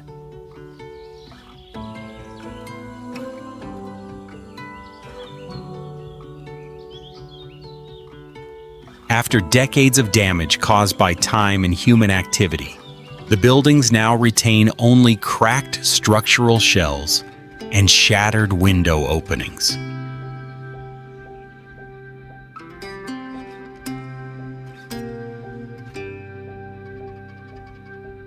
The combination of an apocalyptic atmosphere and remnants of the Soviet military era has turned this place into a mysterious destination that attracts adventurous visitors.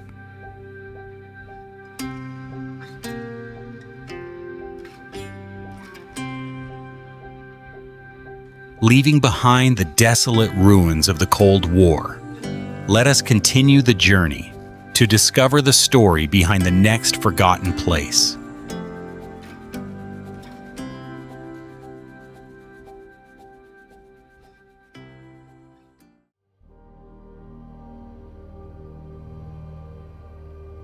Seen from a distance, Wanli UFO Village looks more like a settlement designed for the future than a place belonging to the late 20th century.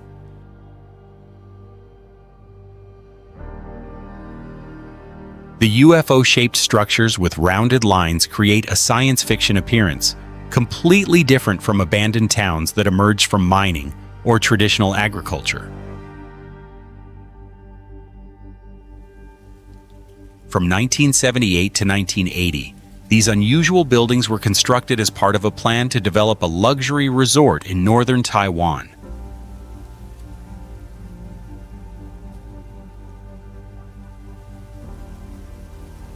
The project targeted international visitors and used futuristic architecture to create appeal.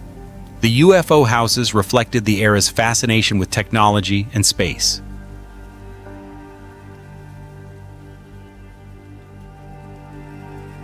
However, before the tourism ambition could become reality, the money ran out.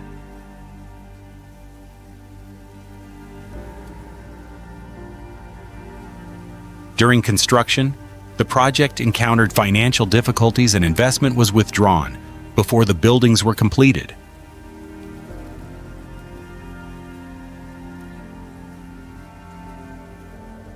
Without war or natural disaster, an ambitious plan came to a halt while still unfinished and before it could welcome the guests originally envisioned.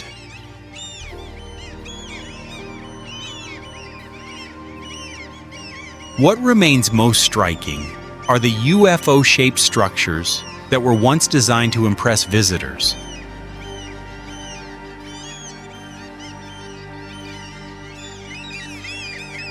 When their original purpose failed, their futuristic appearance created a paradox.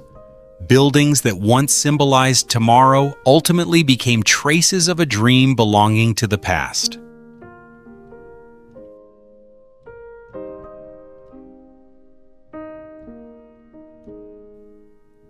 Not every abandoned place was once glorious.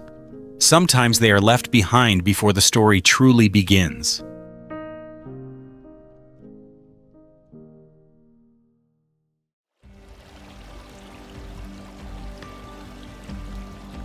Pitch-black slate roofs and sturdy stone walls still endure the wind and weather of the Pyrenees Mountains at Janavas.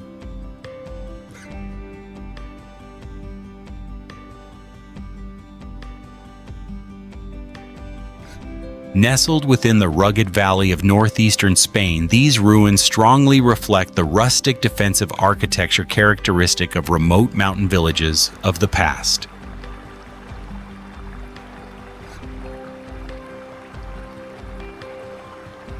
Throughout history, the rural community here lived a simple life beside terraced fields and blazing stone fireplaces during the cold winters.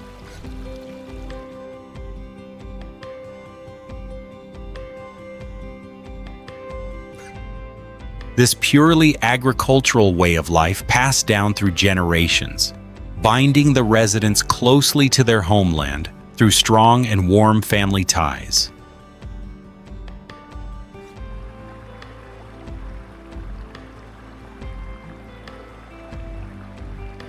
The tragedy began to take shape in the 1950s, when the Franco regime approved a project to build a massive hydroelectric dam that threatened to submerge the entire valley.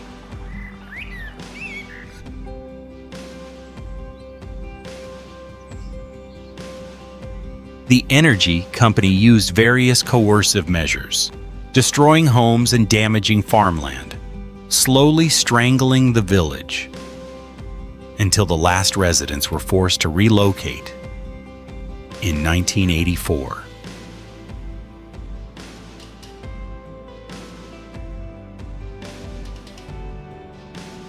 Bitterly, that hydroelectric dam was never once constructed because of economic and environmental problems.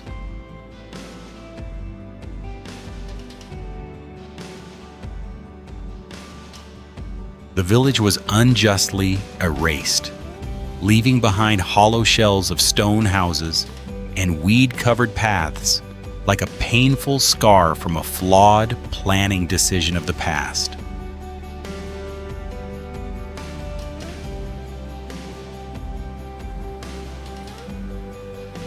Leaving behind the sorrow of the stone village in the Pyrenees, let us continue the journey toward the next forgotten remnant.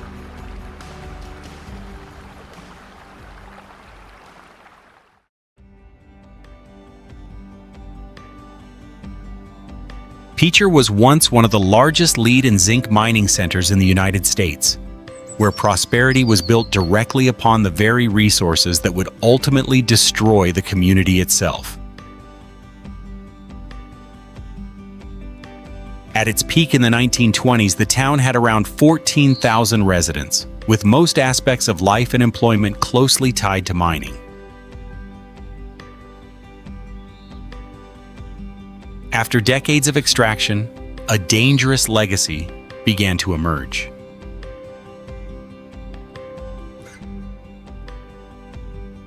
tons of waste and lead-contaminated dust accumulated throughout the area, spreading into the streets and the residents' living environment. The very industry that had once provided jobs now turned Picher into one of the most severely polluted places in the United States, making continued habitation an increasingly serious concern.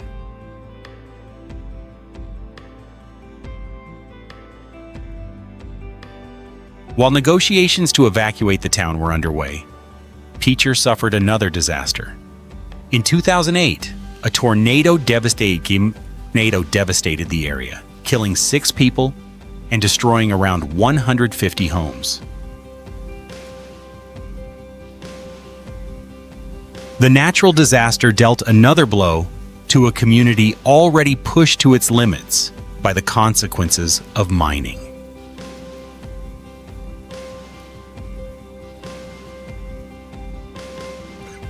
Picher therefore embodies a striking paradox. The minerals that once attracted thousands of people to the town also left behind consequences that forced them to leave. The remaining traces tell not only of the decline of a mining town, but also of the long-term cost of uncontrolled resource extraction.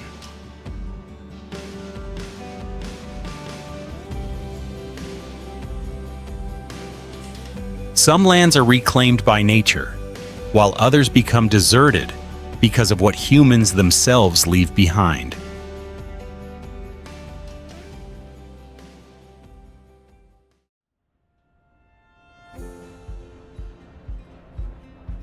An Eastern pagoda-style tower and colorful Arab domes rising alone amid the mountains and forests of Lombardy. That is the unusual sight found at Consono. Instead of the historic beauty usually associated with northern Italy, this place looks like an abandoned film set, left behind after a failed architectural gamble.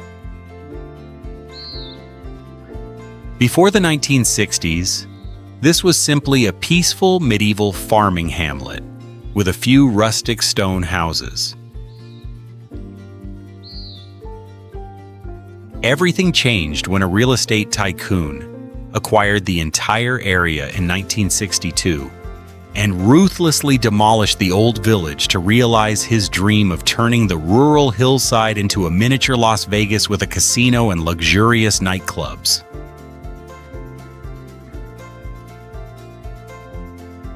The entertainment boom had barely begun when nature brought it to a complete end in 1966.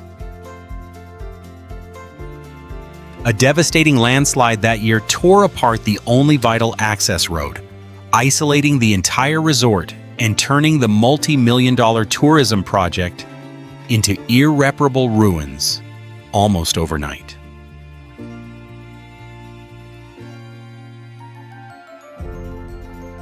With no people passing through, the strange concrete buildings are now covered with rebellious graffiti and overgrown with wild moss and vegetation. The silence of the mountains and forests stands in sharp contrast to the remnants of unfinished revelry, turning this place into a vivid testament to human arrogance in the face of Mother Nature.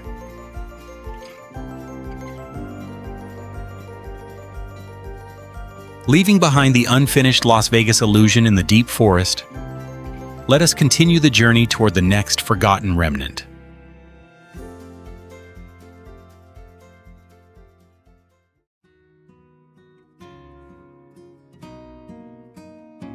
Located along Grasshopper Creek in Montana, Bannack was founded after gold was discovered there in 1862. The news spread so quickly that within just a few months, a crowded mining camp had risen in the remote landscape.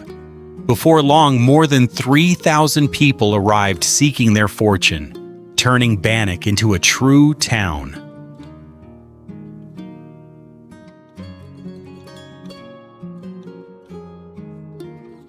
Bannack's early years were both wealthy and dangerous, strongly reflecting the image of the American West. Saloons, shops, and inns served the stream of gold seekers, but robberies, gunfights, and violence were also common. Law enforcement was still so limited that self-organized vigilante groups formed to pursue people suspected of crimes.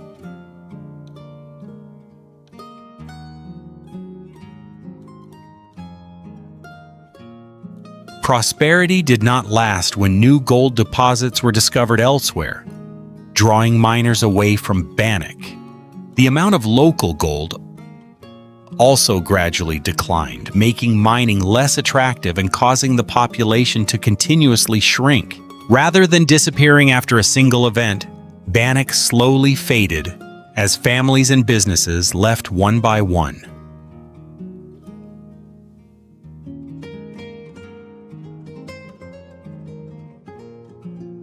The decline continued for decades, but Bannock was not completely demolished like many other mining towns. More than 50 historic structures still line Main Street, including wooden houses, shops, hotels, and community buildings. Preserving its abandoned atmosphere has made it one of the best preserved ghost towns in Montana.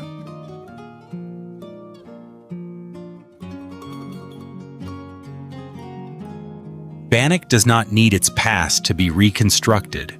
The empty buildings along Main Street already tell the story of the era when gold drew thousands of people there.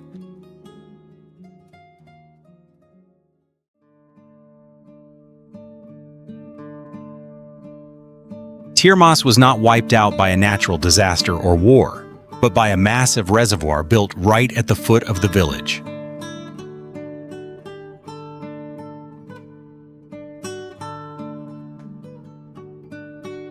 On the rocky hillside of northern Spain, roofless houses and an ancient church still look down upon the water that once submerged the community's land.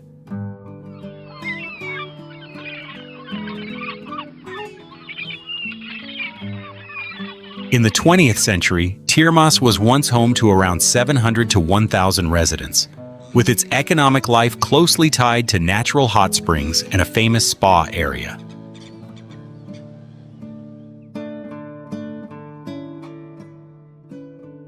The church, originating from the 14th century, still retains its Gothic portal and traces of religious paintings on the walls.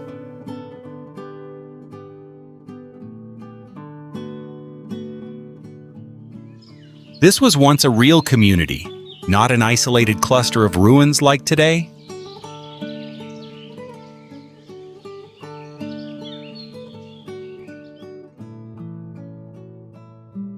The turning point came in the late 1950s, when the reservoir was completed and the land around Tiermas was expropriated.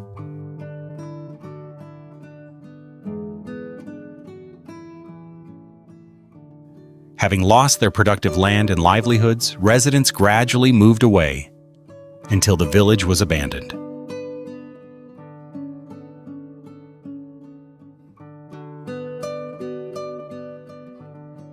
The story reflects the dark side of large-scale modernization projects during the Franco era. Infrastructure serving a vast region was sometimes built at the cost of the disappearance of small communities.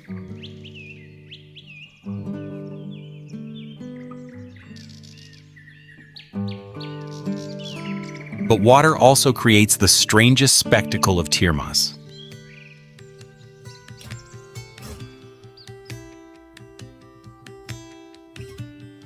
When the reservoir level drops, the submerged spa area reappears, and mineral water at around 104 degrees Fahrenheit still flows among the ruins.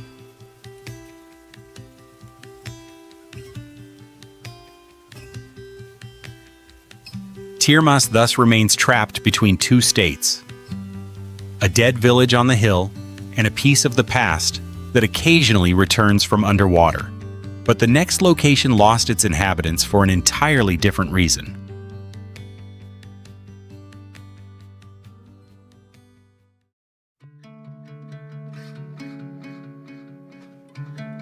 From a distance, Anavatos almost disappears. as around 400 gray houses blend into the 1,476-foot rock face to which they cling. Anavatos does not look like a place built on a mountain. It appears as though it were carved directly out of the mountain itself.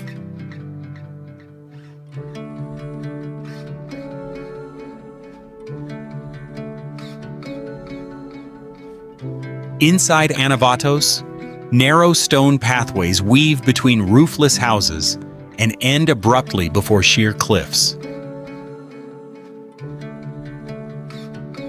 As the light fades, the village's stony hue almost completely merges into the hillside, making the entire settlement resemble a colossal fossil.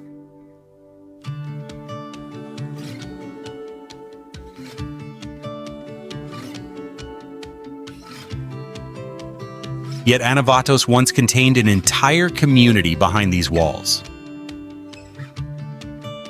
A 3-story structure housed an olive press, a school, a rainwater cistern, and a church, showing that residents squeezed nearly their entire lives into this cramped defensive space.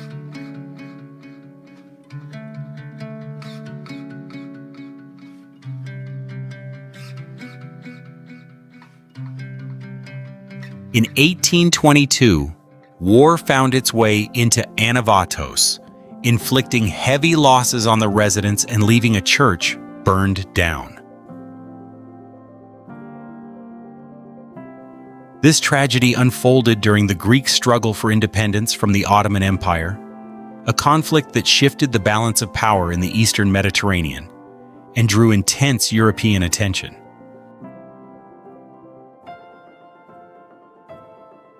In 1881, a powerful earthquake struck and devastated the remaining buildings, ultimately leading to the final abandonment of the ancient village.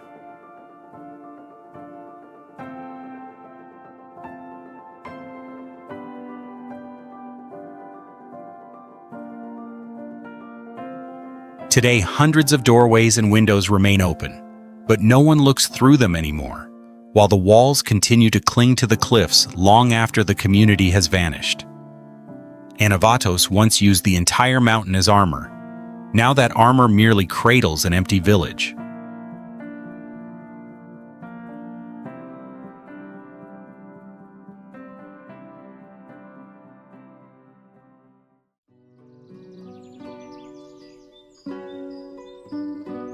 What keeps a community alive in an arid land is sometimes not walls, but the way they share every stream of water. And Birkat Almuz, Oman, was forged around that very principle. Gravity-fed Falaj channels once linked homes, places of prayer, and orchards into a single living system.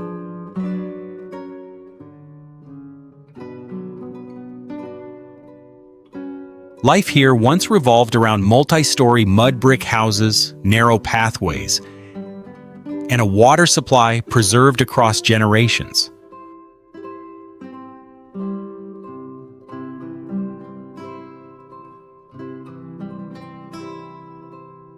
Architecture made of mud, stone, and palm trunks reflects a society skilled at building with the earth's own raw materials, while Ibadi traditions elevated community, discipline, and shared responsibility in managing resources.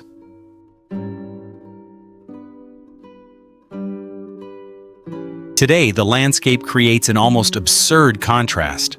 Mud houses are slowly returning to dust, yet directly below, date palm groves remain lush thanks to the ancient water flow. If the houses can turn to earth while the waters continue to flow, then what in Birkat Almuz was truly left behind?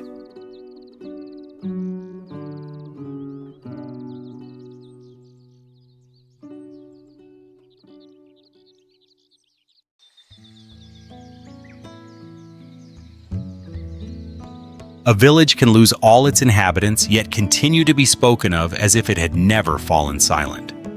La Musara, Spain, was once an agricultural village on a plateau in Catalonia.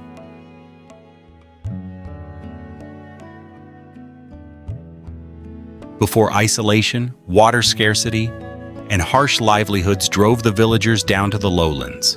From 324 residents in 1857, the population gradually dwindled until there were no permanent residents left by 1959.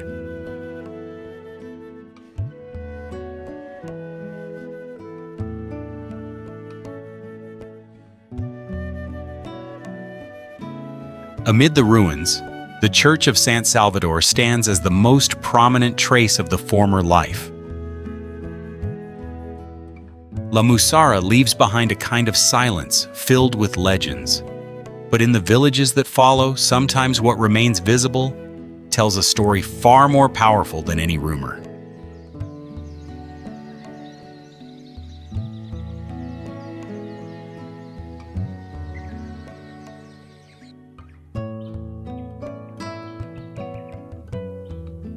If the American industrial dream could leave behind a skeleton, it would take the shape of Eagle Mountain in California, United States. The town was built in the desert in 1948 around an iron mine, swelling into a community of over 4,000 people before mining operations ceased.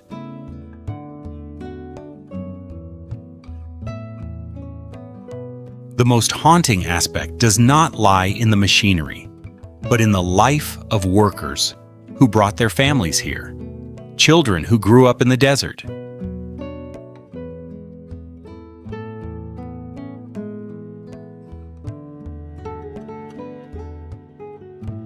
Eagle Mountain reflects a defining chapter of post-war American history. A town that once fueled the American steel engine ultimately withered when domestic industry faced mounting production costs and fierce international competition.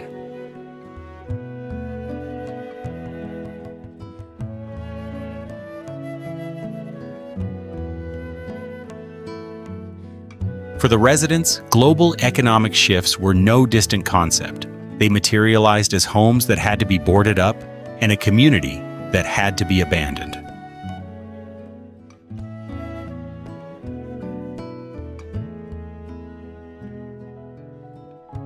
The desert is writing the rest of the story. Dust covers playgrounds, weeds creep across concrete, and straight streets still run between empty houses.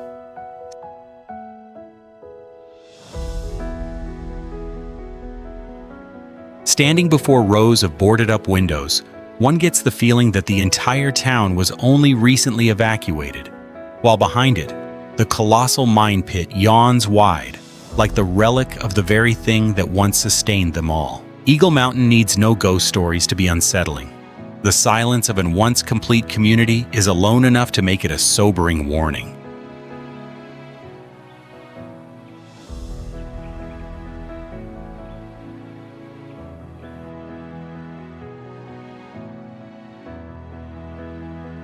The name Gyro is believed to mean flowing earth, and terrifyingly, the residents watched that very meaning come to life right beneath their feet.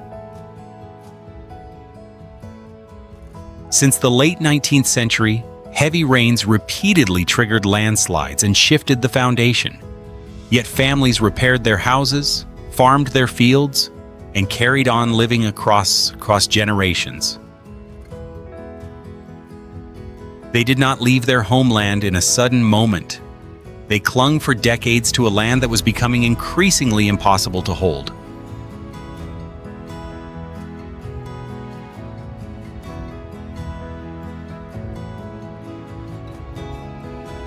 Traces of that persistence still remain on the mountainside. 3 to 4 story houses arranged in terraces, connected to one another by staircases and roads traversing along the slope.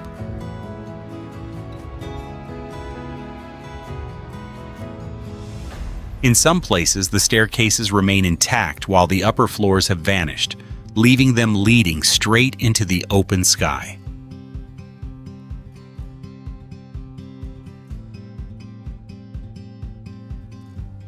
The gardens did not disappear along with the residents. Roses, irises, calla lilies, and fruit trees still flourish among the crumbling walls. Some former inhabitants even returned to tend their old plots despite no longer living in the village. Consequently, Gairo Vecchio creates an unusual sight. The architecture is slowly dying while the plants once sown by human hands continue through their seasons.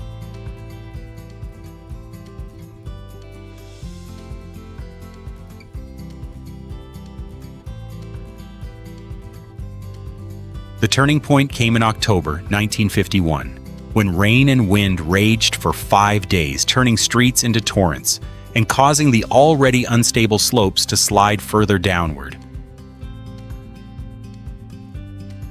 Danger threatened both people and livestock, initiating a relocation process that lasted for years until the old village was ultimately abandoned.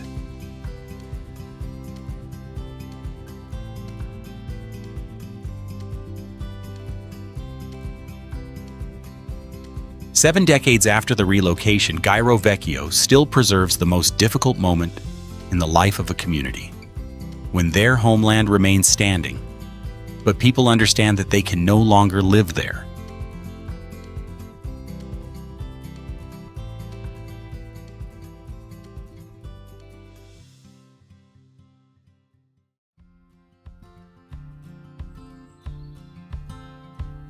The tracks are still active, but the town that once lived by them has nearly vanished. Thurmond, West Virginia. United States is a surviving paradox from the golden age of coal.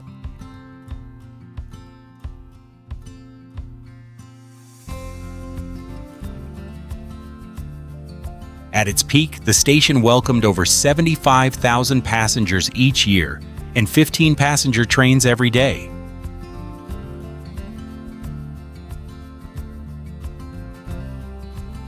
Now, rows of brick buildings stand beside the tracks like a stage that has lost its audience.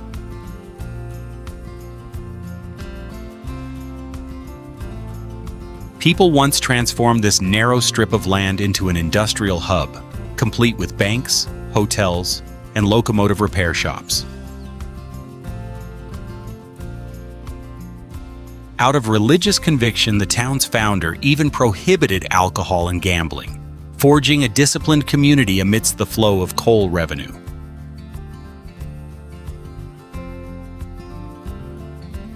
When diesel replaced steam, jobs gradually evaporated, and residents moved away. Coal once fueled the railroads and the national economy, but a community dependent on a single industry became exceedingly fragile when technology shifted course.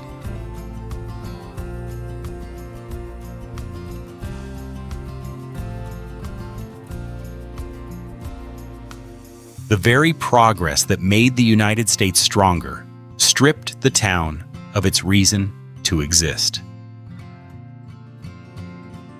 Nature is now slowly closing in around the ruins. Forest blankets the mountainside, shrubs creep along brick walls, while the railroad still cuts through the old street.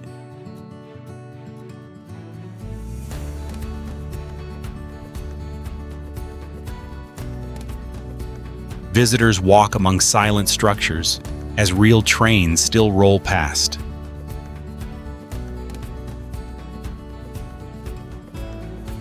The sight makes Thurmond feel like a frozen photograph beside a moving world.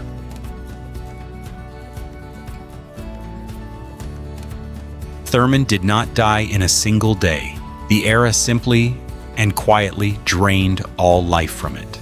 The train moves on, while the past remains lying by the tracks.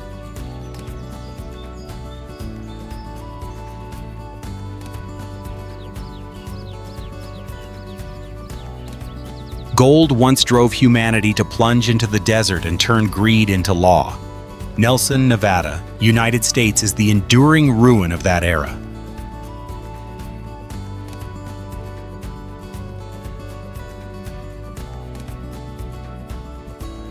The town grew from the gold rush, drawing miners, outlaws, and fortune hunters. When minerals lost their appeal, the community dissolved, leaving the Wild West frozen in time amid sand and rock.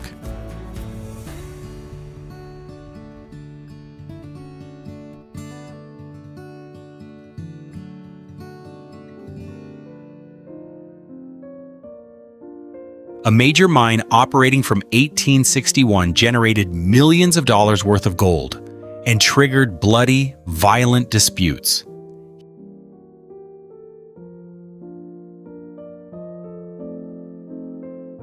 Decayed wooden shacks, rusted vintage cars, and mining machinery now lie scattered across the desert like the skeleton of the gold rush.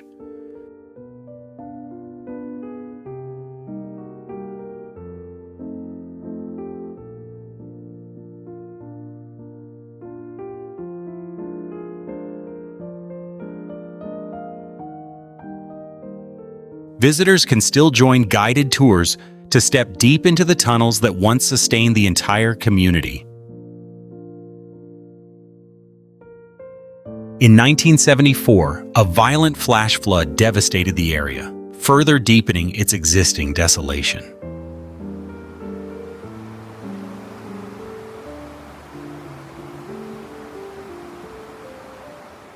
The haunting aura of Nelson does not stem from sacred sanctuaries, but from the memory of men who gambled their lives underground.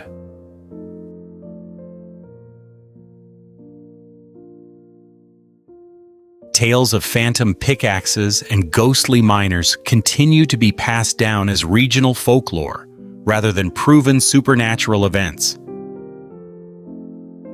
It is precisely that blurred line between violent history and legendary lore that makes this place impossible to forget.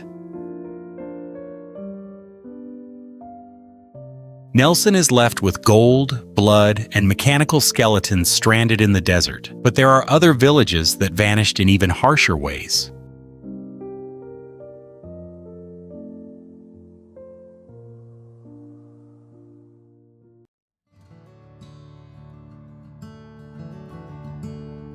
Fleeing the perils of the sea, only to eventually succumb to something far simpler: water.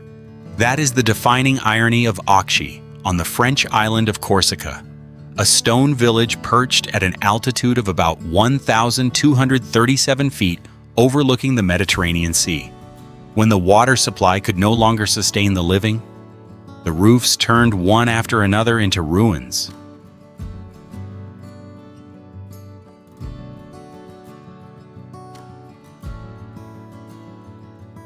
The people of Auxi once transformed this arid promontory into a place of survival, with rainwater cisterns, bread ovens, and sturdy granite houses.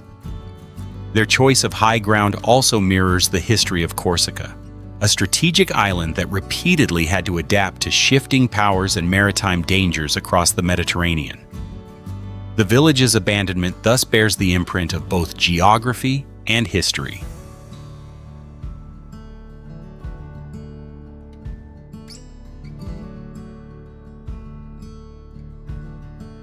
What proved most resilient, however, was faith. The Annunziata Church was restored after the village was deserted, and religious ceremonies still draw descendants back to where their ancestors once prayed. Corsican polyphonic chants echoing between stone walls unexpectedly transform a ghost village into a living sanctuary of remembrance.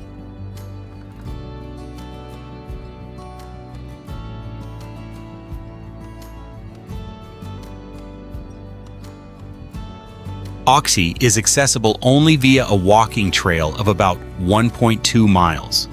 Roofless granite houses with windows looking straight out to sea stand as the maquis scrub grows through floors and grips the ancient stone. The scene resembles a fortress being dismantled piece by nature.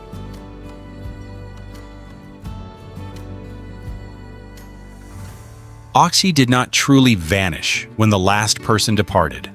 Memory still finds a way to return. Here, what endures longest is not the stone, but the deep human attachment to the place where they once belonged.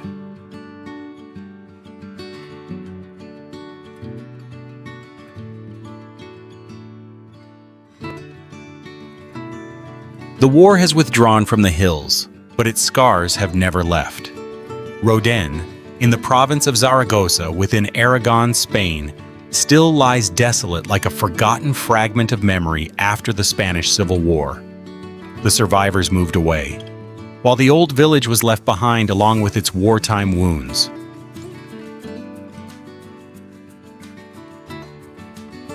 Seen from a distance, Rodin almost dissolves into the hillside because the houses were built of native earth, brick, and plaster.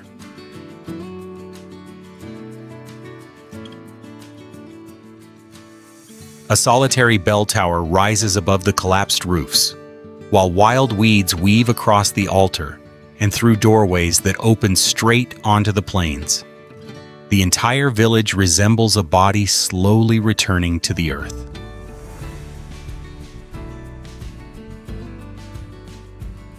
The most haunting element lies in the roofless church and the Mudéjar Tower that still stand amid the ruins.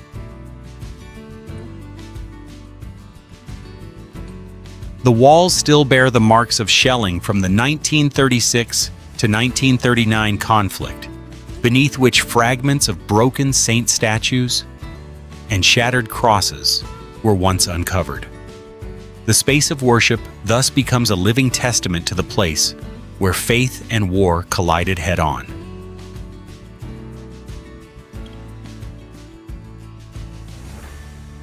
Rodin also tells a broader story about the Spanish people.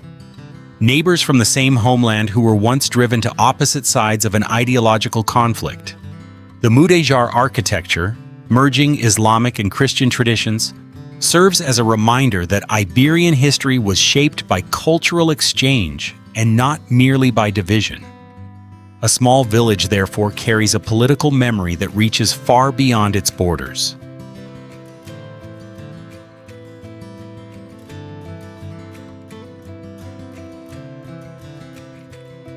But if one day the final walls also crumble into dust, who will be left to remember what once took place here?